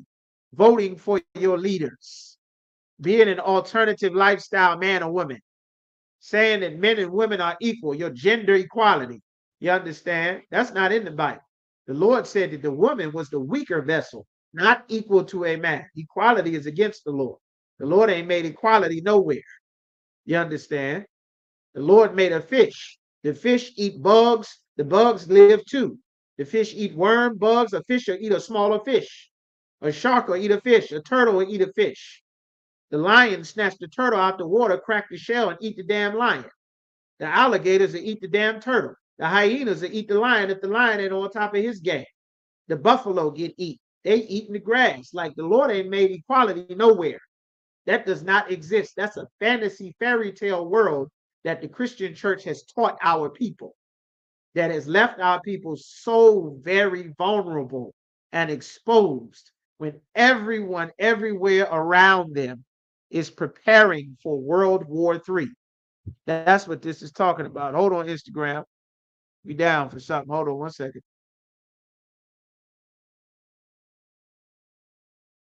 What happened there? Something up.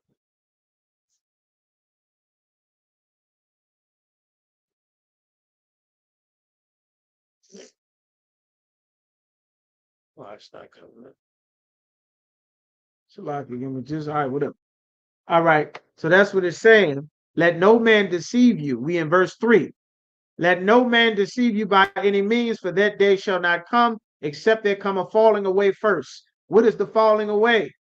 Meaning you're going to separate yourself from something that you used to be attached to. And that man of sin be revealed. Who is the man of sin? The oppressor, the white man, who is the devil that the Bible speaks of. He is the man of sin. Why does it say the man of sin, the son of perdition? What is perdition? Hell and wickedness. He is the son of wickedness. You understand? He passes laws to make sure that a wicked man who wants to, or a woman who wants to fight against the Most High, who wants to rebel against God, who made this man a man. Well, he wants to fight against God from to his core, that he will decide that he now wants to be a woman and fight to demand that you recognize this man as a woman. Like that's the man of sin. You understand? It's one thing if you decide to live an alternative lifestyle, which is against the Most High. It's another thing if you force other people to participate in your perception and your lifestyle. If you see a man in a dress and you must call him a woman because he's forcing you to do it. Otherwise, you're politically incorrect. We don't do none of that nonsense in here. You understand? But that's where he's pushing society for a woman to force you to say, well, she's Uncle somebody. What is your name? Well, I'm Mr. Jones. Mr. Jones? Looking at a woman right here telling me her name is what they call me Uncle Tony. Woman, are you out of your damn mind? Nobody calling you uncle, nothing. You's a woman, sister, you understand? And got bold with it. Well, that's you understand, that comes from the man of sin. A woman wants to unalive her baby. They have an entire business that is built for you to give money to someone so that they can go and take the life of a newborn baby that's building inside it. And they promote this worldwide. They call it Planned Parenthood. You understand? They plan your parenthood by unaliving the baby. Damn the baby. You know, it's not a person. It doesn't have a life. It doesn't matter. It doesn't need to live. You can just kill it. And, you know, later on down the line, if you change your mind, you can go try again. But this right here, this is nothing. You got the $400. We go ahead and, you know, blow this baby's brains out and just set it over there somewhere, break it down and strip it down and sell it like a sandwich or like a car at the damn chop shop. Somebody get the brakes, somebody get the steering wheel, somebody get the seats, somebody get the engine, somebody get the, you know, the bumper, whatever. Like it's a damn a wrecked car at a damn junkyard. They just break down Black and Latino babies in Planned Parenthood and they get rich. The Lord is going to fill the streets of America with so much blood that the Bible says it is going to be as blood up to the mouth of a horse. Has anybody ever ridden a horse before? Anybody ever ridden a horse before? The average horse is pretty tall, maybe 6 feet, something like that. You up on top of the horse, maybe 8 feet in the air, something like that. Well, imagine the mouth of the horse is 6 feet from his shoulders. The mouth of the horse is probably about 5 feet something in the air. 5 feet 8, 5'7" in the air. Imagine that it's such a high volume of blood in the city. You walk out the door where you are, and it's so much blood in one place that it's blood about 5 feet by volume throughout the damn city, up in the air, up to a horse's mouth. That's what the Bible describes when Christ returns. You understand? Getting up to the return of Christ. It's getting ready to be terrible. And that's why he wrote this in advance to say, listen, some stuff about to happen, but don't be troubled. All right? Don't be troubled. All right? It says that the man of sin be revealed, the son of perdition, who opposeth and exalteth himself above all that is called God. Meaning he opposes God. God said marriage is between a man and a woman. He said 2 men can get married, 2 women can get married. You want to get some paper, they're working on now trying to have sex with children and call that marriage. You want to marry your dog, they'll call that marriage. You want to marry your blow-up doll, go get you a blow-up doll, you call that marriage. Elon Musk is working on a female robot. I lie to you not. There's a female robot. Elon Musk is, you understand? Let me get a picture of that so y'all can see this. Elon Musk and female robot. When the Lord called the oppressor the devil that the Bible speaks of, like the Lord says it for a reason. And the Christian church is so evil to make you think that you in your mind, because of your pastor, believe that you can change what God is saying, that what God says doesn't matter. Like God's words, is subject to change. Nobody really has to believe it or anything like that. You understand? It doesn't matter. Let's see. Is this real? Future robot, Elon Musk robot. Elon Musk AI robot. You understand? He working on robots, all kind of stuff. You understand? Let me see. Let me see if it's an actual real. It might not. We check that later. Anyway, but like the oppressor changes stuff like a woman. Like you're going to change. God made a woman a woman. He made a woman a certain way. Well, now that don't mean anything. You can go and give some money to a doctor and get a surgery. And if you want to be a man, you want to be a woman, you a man, they'll take you to a doctor, and the doctor will take a surgical tools and cut your rod off and then fold it inside out like a damn banana and pretend like you a woman born with a vagina. And go and you can buy some fake implants to put on your chest and pretend like you a damn woman. And you could just pretend like you a woman for the rest of your life. Like he promotes this in the earth. Or you a woman like Brittany Griner, you can go pay money and have the doctors chop your breast off. So you have a flat chest to make everybody think that you're a man. They'll give you some pills so that your voice can get deep and give you some artificial testosterone and hormones so that, you'll promote yourself to be more manly, as though you're not really a woman who chopped her breast off. You understand? That despises what the Lord made you, so you decide you're going to be something else. Like they promote that in the earth. They promote violence in the earth. They promote that. All their video games are about crime and violence. Their music is about crime and violence. Their movies are about crime and violence. You understand? They promote this in the earth. The Terminator and Demolition Man and Die Hard and Lethal Weapon and Rambo and the Cowboys and Shootout at the OK Corral and the Mafia and the French Legion and the Roman Legion and the Spanish Armada, the Portuguese conquistadors, the Jesuits and the Pilgrims and the Quakers and George Washington and Adolf Hitler and Joseph Stalin and Mikhail Gorbachev. They make the AK-47, the AR-15 and Strom Ruger and Ed Browning and Remington and Smith and Wesson and Heckler and Koch and Kalashnikov and the bombs and the missiles and the B-22 Raptors and the fighter jets and the Chinook helicopter and the Apache attack helicopter. They pioneer destruction and taking life in instability. They pioneer this everywhere they go. God called them the man of sin, meaning they promote and push sin everywhere. They promote wickedness everywhere.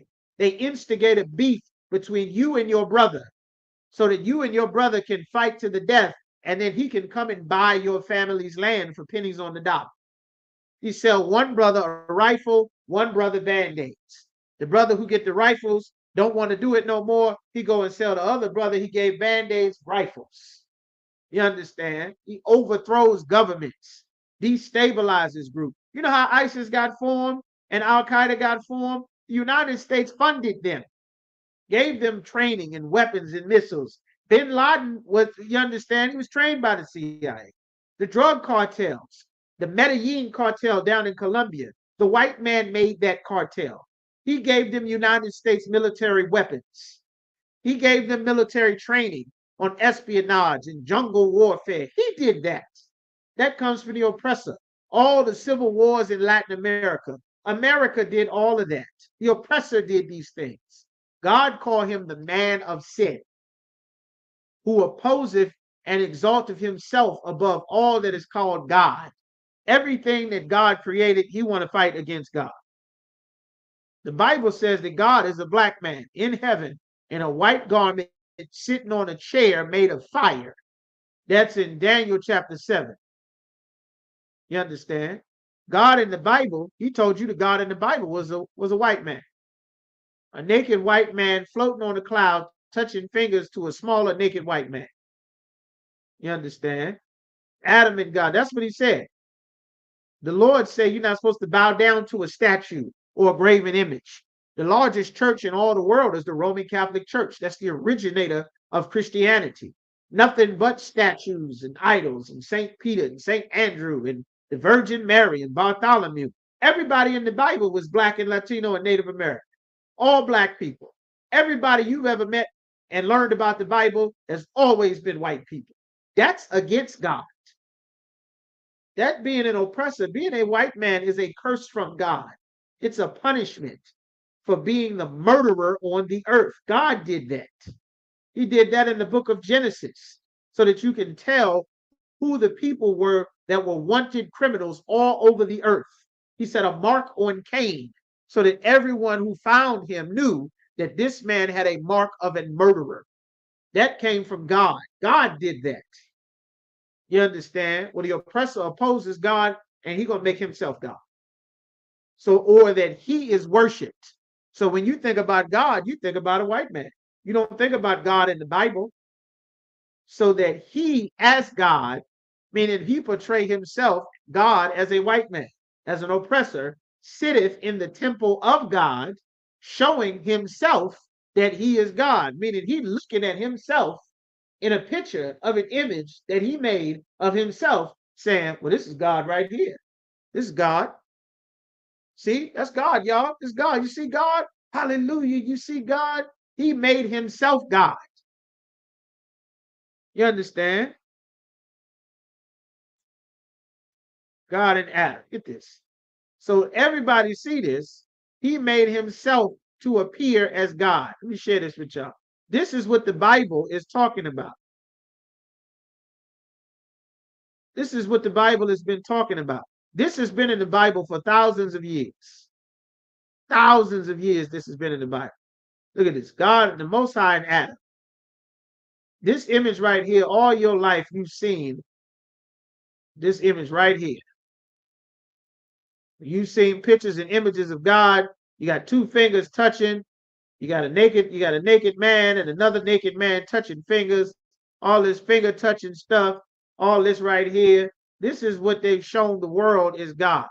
You open the Bible, God is a black man with an afro on his head, sitting on a chair made of fire with four of the most terrifying beasts in all of human history, sitting on all four sides of his throne, covered in eyes with gigantic wings, shouting, holy, Quadash, Quadash, Quadash, with lightnings and thunder and fire, terrifying. You understand? Jump out of your skin, panic attack, heart attack, faint, piss your pants, terrifying. That's God in the Bible. This is what you've been taught as God your whole life. This is what your mama, this is what you're praying to. This is what our people believe in. This is what all our Latino brothers and sisters is believing and praying to, thinking that's God. That is because the oppressor is the devil, the deceiver that the Bible speaks of. That's when it says showing himself that he's God, meaning you think he's God when you see that. You understand? Let's go to Obadiah now. Let's go to Obadiah chapter 1. Let's get some more. The Lord is talking about Obadiah chapter 1 and verse 1. The Lord said the vision of Obadiah or Ibadiah in the Hebrew, you understand? Thus saith the Most High Power concerning Edom. Edom is the so-called Caucasian man, all of them, all of their families. Spain, France, Russia, Germany, Europe, Ukraine, England, Britain, the American one, all of them. It says, we have heard a rumor from the Lord. An ambassador, a representative is sent among the heathen. Arise ye, let us rise up against her in battle. And that's what's getting ready to happen. Everybody getting ready to rise up against Esau in battle. Behold, I have made thee small amongst the heathen. Thou art greatly despised. Everybody despising Esau right now. The pride of your heart the pride of thy heart have deceived thee. You imagine how proud you have to be to go and pretend to be somebody, to pretend to be God. You meaning you know this isn't you. You know this isn't your land. You know that your forefathers unalived hundreds of millions of people to steal this land, and then you say, God then blessed us. God bless America. God bless America from sea to shining sea, and I'm proud to stand up, and God bless the USA. Imagine how proud you have to be to go and take somebody's life and then move your family into that land and say, see, God has blessed me with this land. Who is God? Me. I'm also God. Like, that's pride. That's why the Lord is giving us sending terrible things on our oppressor. He said, the pride of thy heart have deceived thee, thou that dwellest in the clefts of the rock. The cleft of the rock, a cleft is like an indentation or parting. A cleft of the rock is the caves. You understand? The word Caucasian means cave dweller. The caves, which is where they come from, the caves of the Caucasus Mountains of Georgia, Russia. See, you see US. The Caucasus Mountains is the caves. That's where they come from. The caves of the Caucasus Mountains in Georgia, Russia, between the Black Sea and the Caspian Sea, off the Gulf of Aqaba, the Caucasus Mountains. That's where they come from. The Caucasus. That's where the word Caucasian comes from. They are not the native Europeans. The native Europeans are the Japhetic people that's down, the Aborigines in Australia who fled their land after these Caucasians came from their caves and started kidnapping and violating and stealing and raping everywhere. They fled all the way to the Polynesian Islands. And then centuries later, the British came and dumped all of their prisoners on top of the Aborigines and destroyed Australia. And they spread themselves everywhere now. You understand? So it says, whose habitation is high. That's why they live in high places. You ever looked in the sky and you see a skyscraper or you see a tower in the plaza and you look up in the sky and you're like, damn, what would make someone want to live way up there in the sky on the 40th floor, on the 30th floor? You understand? You go to New York or you go, they used to have in Detroit and Baltimore, but they knocked them down. In Chicago, they built the projects that way. Towers and towers of people stacked on top of each other way up in the sky. Well, that's how they live. They come from the caves, and the caves in the mountains at very high elevations. That's why they made the penthouse. You understand it? Very high buildings, very high-rise apartments. Ever seen high-rise apartments and buildings and towers? Like, that's their culture. That wasn't our culture. That was their culture. Now we live in 40 floors up in the damn air, you understand, because they rule over us. So this is what the Lord is talking about. It says, whose habitation is high, that saith in his heart, who shall bring me down to the ground? Who gonna see me? Who gonna do something to me? Who gonna stop me? I got my Marines, I got my Navy.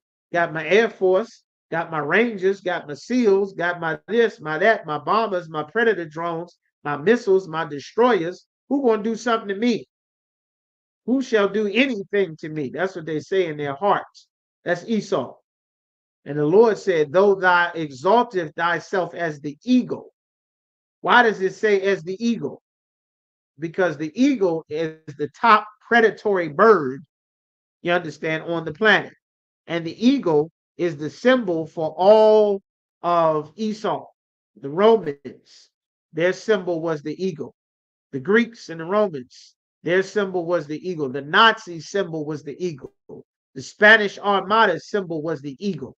The French was the eagle. The United States of America, the great seal on your dollar is the eagle. You understand? Why? Because it's biblical prophecy. You understand? Just so you can get this, get some images, just so that you can see it. This was the symbol of Rome, the Roman eagle, the golden Roman eagle. It was the symbol of Rome. Rome had an eagle. You understand? Now Spain had an eagle. Spain, they got an eagle on their flag. Spain eagle flag. They got an eagle. This is Spain's symbol. There go another eagle right here. The Third Reich symbol. You understand? Nazi eagle. Nazi eagle flag. See this here? We got Germany eagle. Eagles for Germany. The Nazi flag. This the SS right here. This the Nazi symbol with an eagle on top of it. You understand? So when the Bible is saying these things, these are biblical prophecies that the spirit of these people who came much later than the biblical prophecies, this was talking about their spirits. This is the French imperial eagle, the imperial eagle of the French. You see, the French coat of arms got the eagle on it. And you got America, the great seal of America. The great seal of the United States. What's the great seal? What is it? An eagle right here. So when you read the Bible and you see these things that it's talking about, this is not stuff that we are making up. You can look and see that the oppressor's symbol for all of his empires has been the eagle. Even the ones that beef with each other, they still had the eagle, because this is who the Bible has been talking about the entire time. When they were the Greeks, when they were the Romans, when they were the French, when they were the Dutch, the Germans, the Nazis, the Stalin, the Hitler, all of these people, they still keep their customs. A nation does not change. You think people change because your people have been in captivity. We don't understand the real world. That's why you got to come into the truth, so that the Lord can raise you in the real world to really understand how things work. The Lord said, though thou exaltest thyself as the eagle, and though thou set thy nest among the stars. What is the nest amongst the stars? Who knows? Who knows what the nest amongst the stars is? What is a nest, first of all? You understand? What's a nest? These brothers and sisters in here, y'all tell me, what is a nest? What is a nest? The scripture said these people set their nest amongst the stars. What's a nest? What does that even mean? What's the Bible talking about right now? There you go.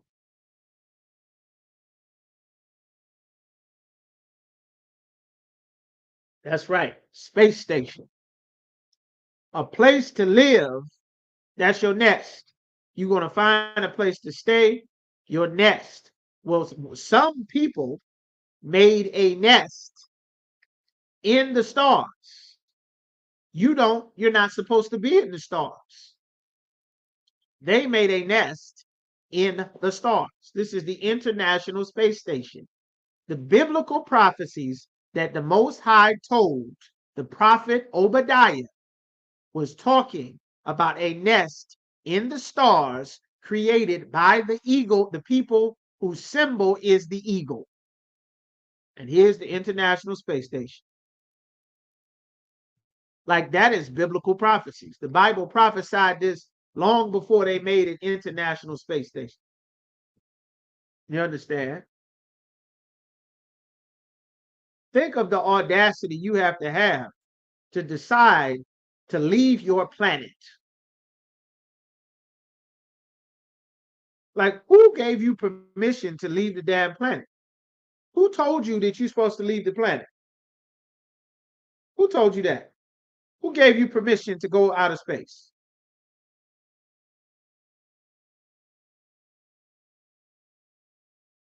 Like, that's the audacity of the devil, to think that you got permission to leave the damn planet and go to outer space.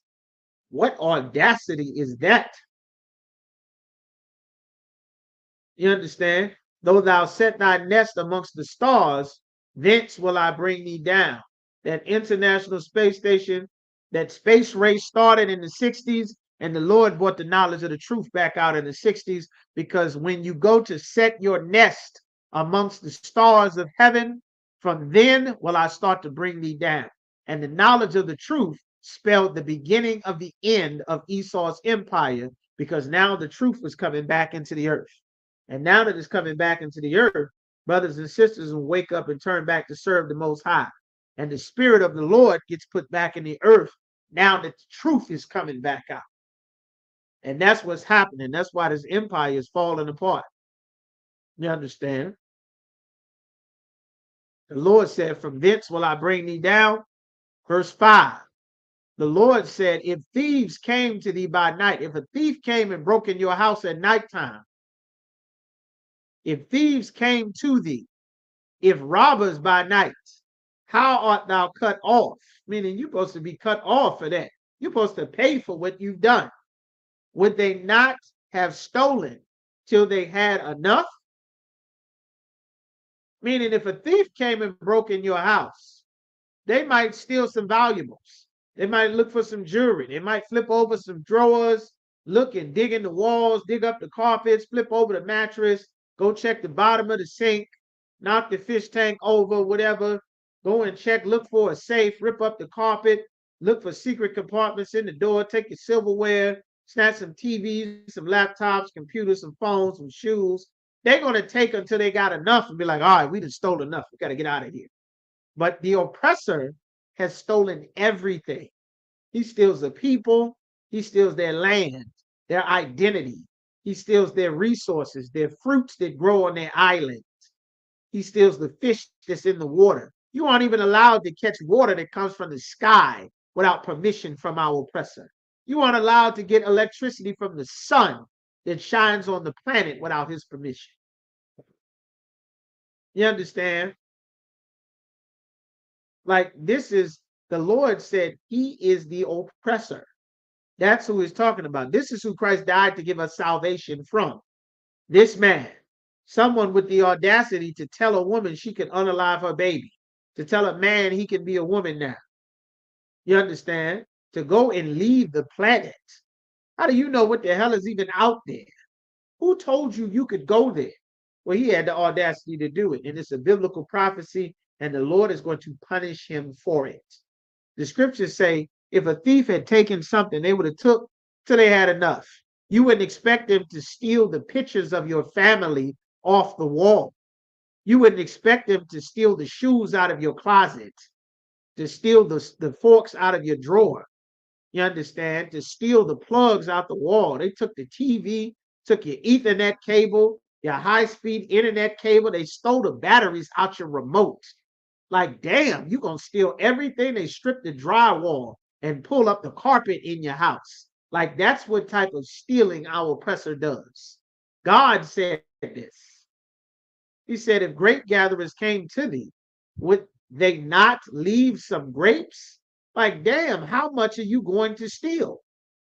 But they've stolen everything. They in Africa stealing. They in Haiti stealing. They stole Europe. They stole this land from the Mexicans and from the Gadites and from the Reubenites. They stole black people from off the west coast of Africa. They stole us out of our homeland in the Middle East. They stole the tribes, our Latino brothers throughout the Caribbean, and sent them back to Spain to be slaves during the beginning of the transatlantic slave trade. They pretended to be Native Americans like Chuck Norris and Cher and Johnny Depp. You understand? They've stolen you, your land, your heritage, your children, your look. They make a movie. Matt Damon is the damn samurai now. You understand? He the damn great Chinese warrior. Tom Cruise is the last samurai. Like everywhere, they're stealing everything all the time. Like God is against them for that. You understand? Like that's what the Bible is talking about here. Let's see if we get one more. Let's see if we get some more. Let's go to Isaiah.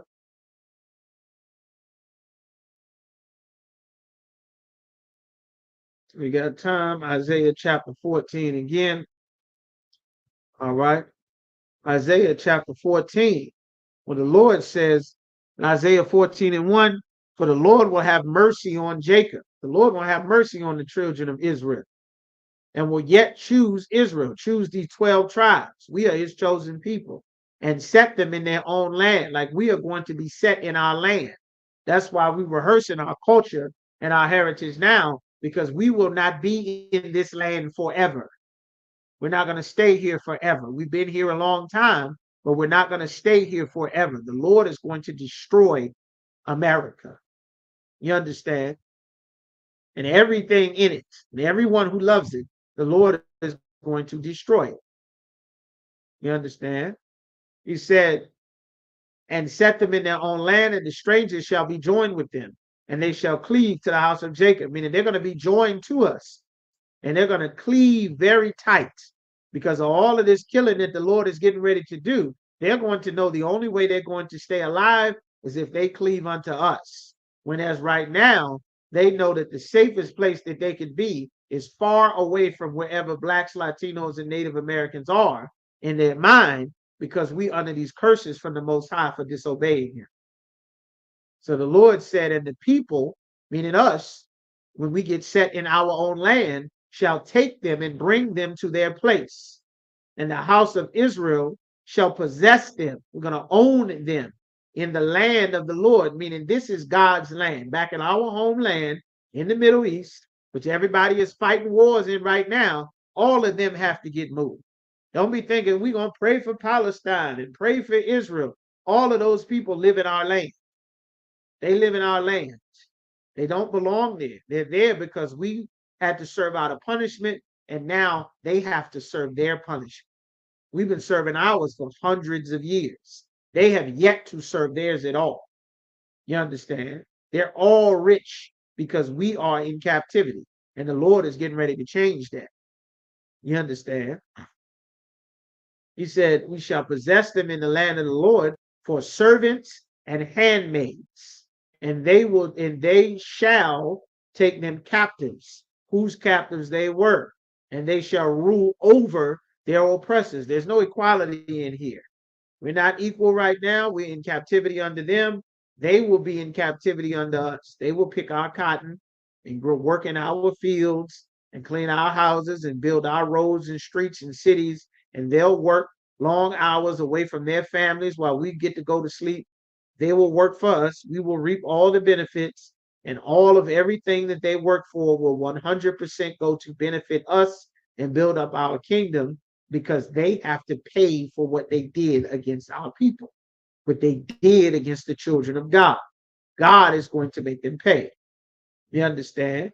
And it shall come to pass in that day that the Lord shall give thee rest from thy sorrow and from thy fear and from thy hard bondage wherein thou was made to serve. You understand? They shall take up this proverb against the king of Babylon. America is Babylon. Babylon was the place where all people came together to get one identity. You understand? That's why they say I'm a Mexican. Not a Mexican, but I'm a Japanese American. I'm a Korean American, an Irish American, an Italian American, and this American, Afro American, and Asian American. You have one name.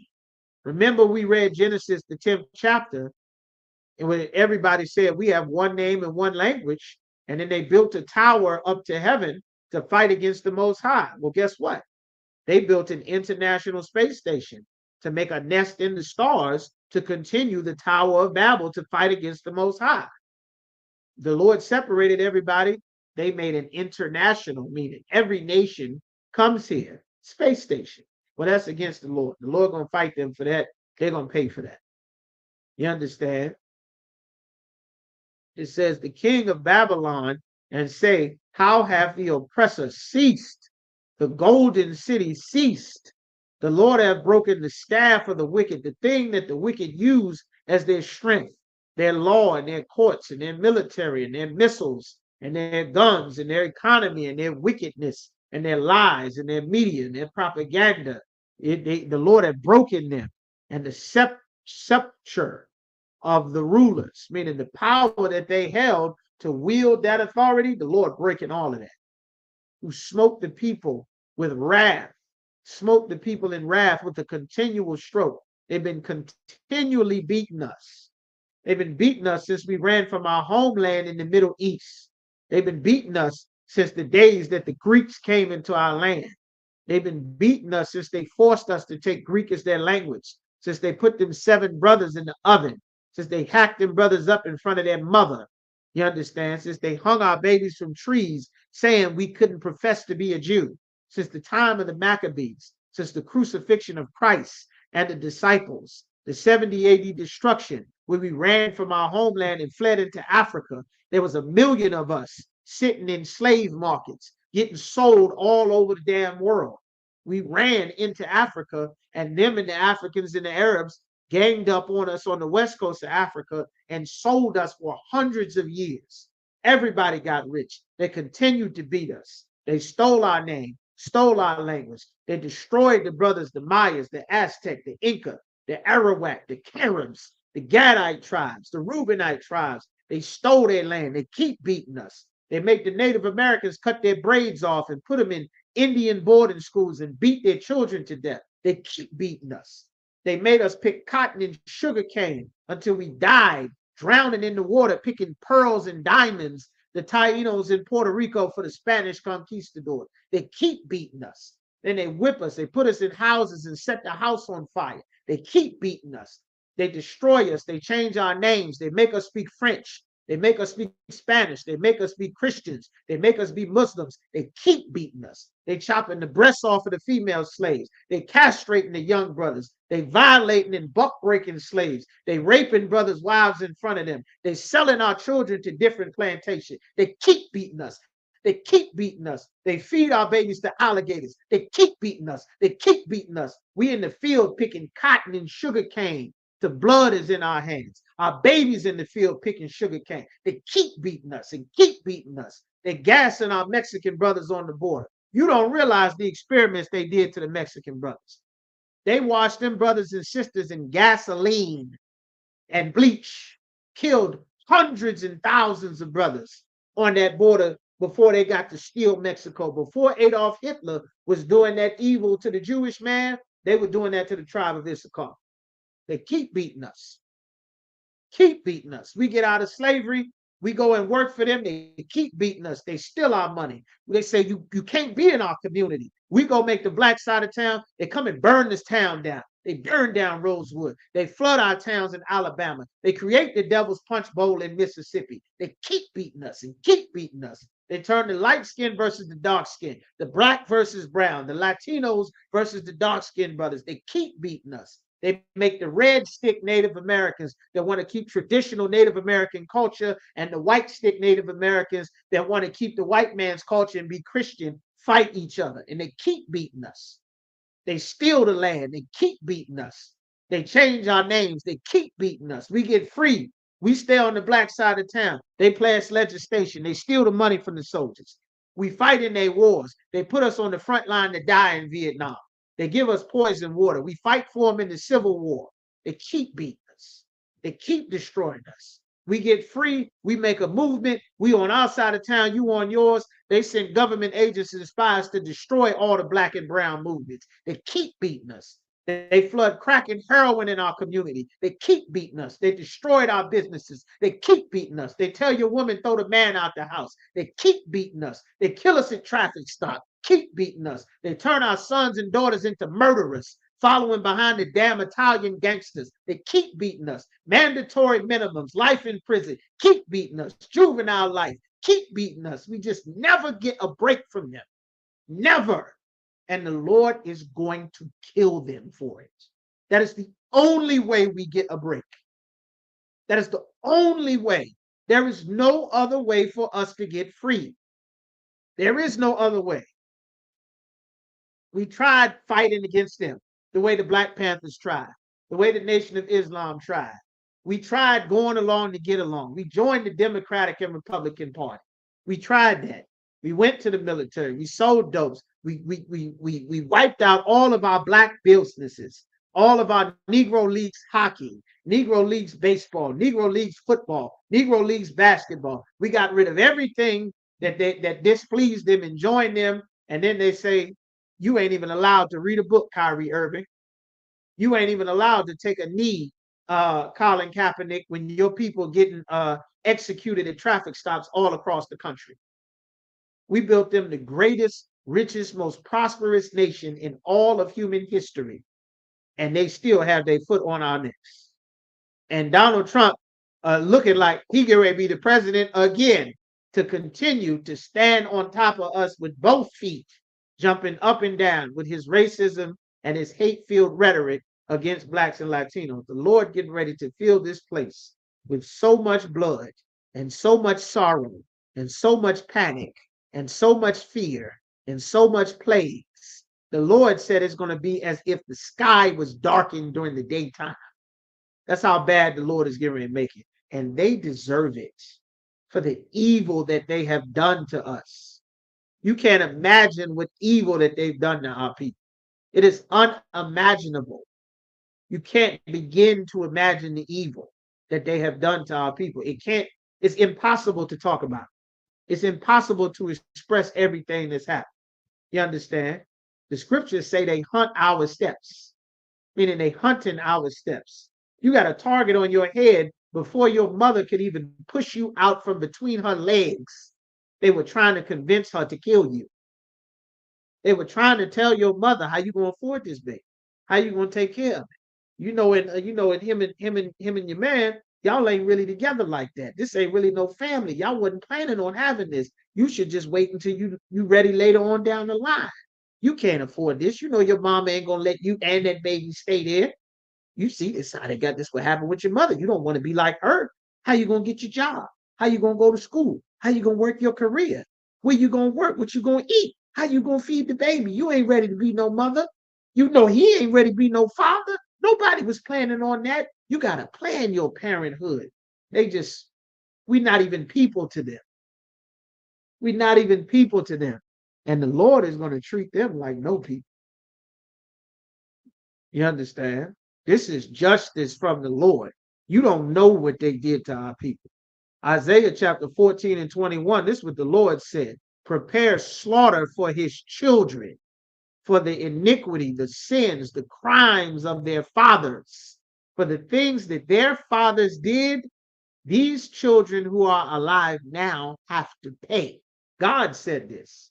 We ain't harming nobody. We're not advocating violence. We ain't telling nobody go out and, unalive nobody or drive no car through no rally or go shooting at nobody. We're not advocating for none of that. This is what God said he's going to bring.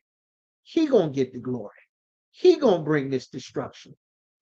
The Lord said, prepare slaughter for his children, for the iniquity of their fathers, that they do not rise.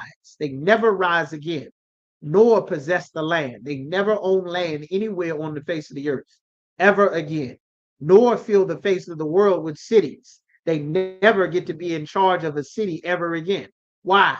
Because in the city, they tell a man that he can be a woman. They tell a woman she can leave her man. They tell a man he can have sex with a woman and prostitute her. Tell a woman she can prostitute herself. Tell her she can dump the kids off and go live her life because mama got to have a life too. Like they destroy people. They destroy to the core of what it means to be a person. You're not even allowed to be a damn woman. You ain't even allowed. You a birthing person now. Like all of your femininity just belittled by the oppressor. because he's the devil that the Bible speaks of, and it'll make him a dollar. And the Lord is going to send terrible things in that judgment that he sent into this place. You understand? And it is all to free our people. These last few scriptures here, I'm going to get Luke chapter 1 and verse 71. This is why the Lord is sending this. The Lord is sending it for this reason right here. All right. Luke chapter 1 and verse 69. As a matter of fact, I'll start at verse 68. It says, "Blessed be the most high power of Israel, for he hath visited and redeemed his people." This is how we get redeemed.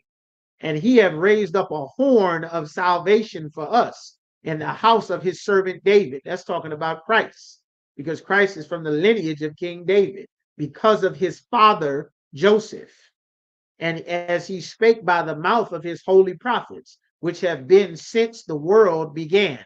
Since our society began, the Lord been raising up prophets, "that we should be saved from our enemies and from the hand of all that hate us, to perform the mercy promised to our fathers, and to remember his holy covenant, the oath which he sware to our father Abraham, that he would grant unto us, that we, being delivered out of the hand of our enemies, might serve him without fear." You understand?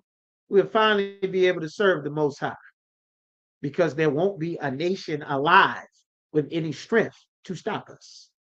You understand? That's what's coming with Christ. That's how we get our salvation. That's the kingdom of heaven. That's salvation. That's what Christ died for. Christ died so that we have an opportunity to change our lives and come back and serve the Lord, so that we can build the kingdom of heaven. You understand? So we can build brotherhood and sisterhood between blacks, Latinos, and Native Americans once again, and serve our Father, and he have mercy and send our King back. You understand? Send our King back to deliver us with 200 million of the armies of the chariots of the Lord sitting in heaven, or UFOs. That's why they built an international space station and a Space Force military, to prepare to fight Christ and the angels. They know and understand that this Bible is real. We the only people that haven't been taught what's in the Bible. Everybody else knows what's in the Bible. Everybody knows who you are. Everybody knows who your people are. We the only people that don't know. And now that we waking up and finding out, the Lord is getting ready to close the curtain on them and all of their empires. And with that, we're going to end that there. We the Israelite School of Universal Practical Knowledge. We start out at 1 West 125th Street in Harlem, New York. We are not affiliated with any other Israelite group. If you are not in the ISUPK, you are not in the truth. Rule for new brother and sister. When a brother and sister comes into the school, they're off limits for 6 months. They'll be saluted only. They're here to learn and share themselves to the world. After that 6-month period, if a brother or sister has an interest in a particular person, they're to get counsel from the head to speak to a brother or sister. After this 6-month period, the brother and sister will court each other. They'll get permission from the head to marry, going from there. Tithes, which is a commandment, 10% of every penny of any increase the Most High gives to you, you give right to the school. Go to isupkright.com, pay your tithes there. 90% of what you get belongs to you. 10% belongs to the Most High. Do not rob the Most High. Make sure you pay your tithes. The white man is getting ready to steal everybody's money anyway. They catching Wells Fargo and Bank of America and Truist doing all kind of fraudulent loans, making fraudulent charges and accounts on their members' accounts, doing all kind of scams and illegal stuff. In a minute, they're going to steal all the money any damn way. Make sure you pay your tithes so that the Lord don't cut your resources off. Don't think because you have what you need now that it won't dry up in a second. That's what happened in COVID. Make sure you are serving the Lord and keeping the commandments, all right? Upcoming high holy days, we should have the memorial blowing the memorial blowing the trumpet should be coming up next. Everybody will be notified by the High Holy Day Department, whatever city or state that you're in. Virginia, you'll get your notifications as well. All right. We got the High Holy Days. We got that. All right. Make sure y'all like, share, subscribe these videos, thumb them up, share them, bring them everywhere. Share them everywhere. You understand the curtain is closing on this place very rapidly. They just tried to assassinate the president of the United States of America and damn near succeeded. if there wasn't just a slight bit of wind and he didn't turn his head a few seconds sooner, or if he happened to turn his face the other way, that thing that nicked his ear would have nicked straight through his face. You understand? On live broadcast television, this is the president of the strongest nation ever in the history of all recorded humankind. And they almost assassinated him in broad daylight. You understand? Like the Lord say, I kill and I make alive. I make peace and I create evil. And there is none that can deliver from my hand. Nobody. You understand? And lastly, any brother wants to become a trooper in the school, be in all black, black boots, shirt, pants, headband, war scarf. Make sure you contact the ISUPK school in whatever city or state that you are in. You understand? Sisters cannot be a trooper, but you still need to make sure you contact the ISUPK school wherever you are. Get in on attendance. Make sure that you're talking to your camp leader. Make sure that you are in attendance and on the roster and in communication with whoever is in charge of your zone or wherever you are. And with that, I'll give one courtesy salute to the brothers. Yahweh Shem Al Shai Barakathum. To the sisters, Yahweh Shemor Al Athan. Bahashim Yahweh Shai. Tune in right here. Hebrew language class every Friday. Lashawan Quadash. Officer Yagadar. Officer Matazah Qurah. Getting it on all the Hebrew language scholars. Make sure you tune in, learn your language, and then follow by the Lord's Sabbath service. You understand? All right. And with that, shalom. So what are y'all tuning in? Right?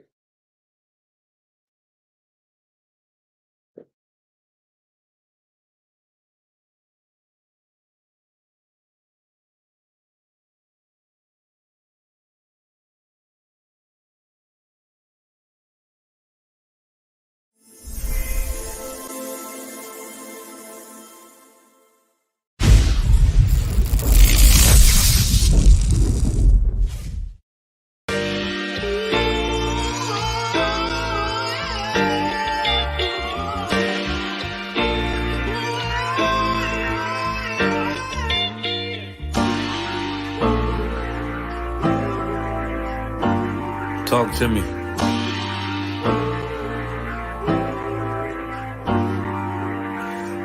Played the horn of the Lord and served other gods. Remember the days of old, we the lost tribes. They don't believe the Bible. They say a white man wrote it, but still celebrate them holidays from white men, don't they?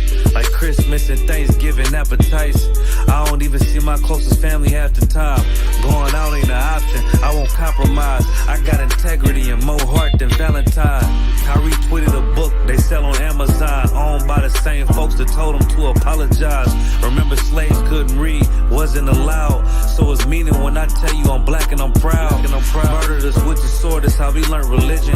Community standards violate my First Amendment. Discontinue from my heritage under these bastards. Life a bitch, they make up lies and give you public lashes. I understand they confused by who the devil is. Why my people get so mad when I tell them this? Valley of dry bones, my niggas skeletons. It's hectic out there, hope you checking on your relatives.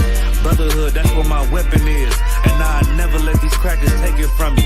Real talk, you probably never heard this all of your life. Be careful, cause that thing you love, it'll cost you your life. Long as we got each other, my nigga. Cause we build this shit on brotherhood. Long as we got each other, my nigga. Yeah.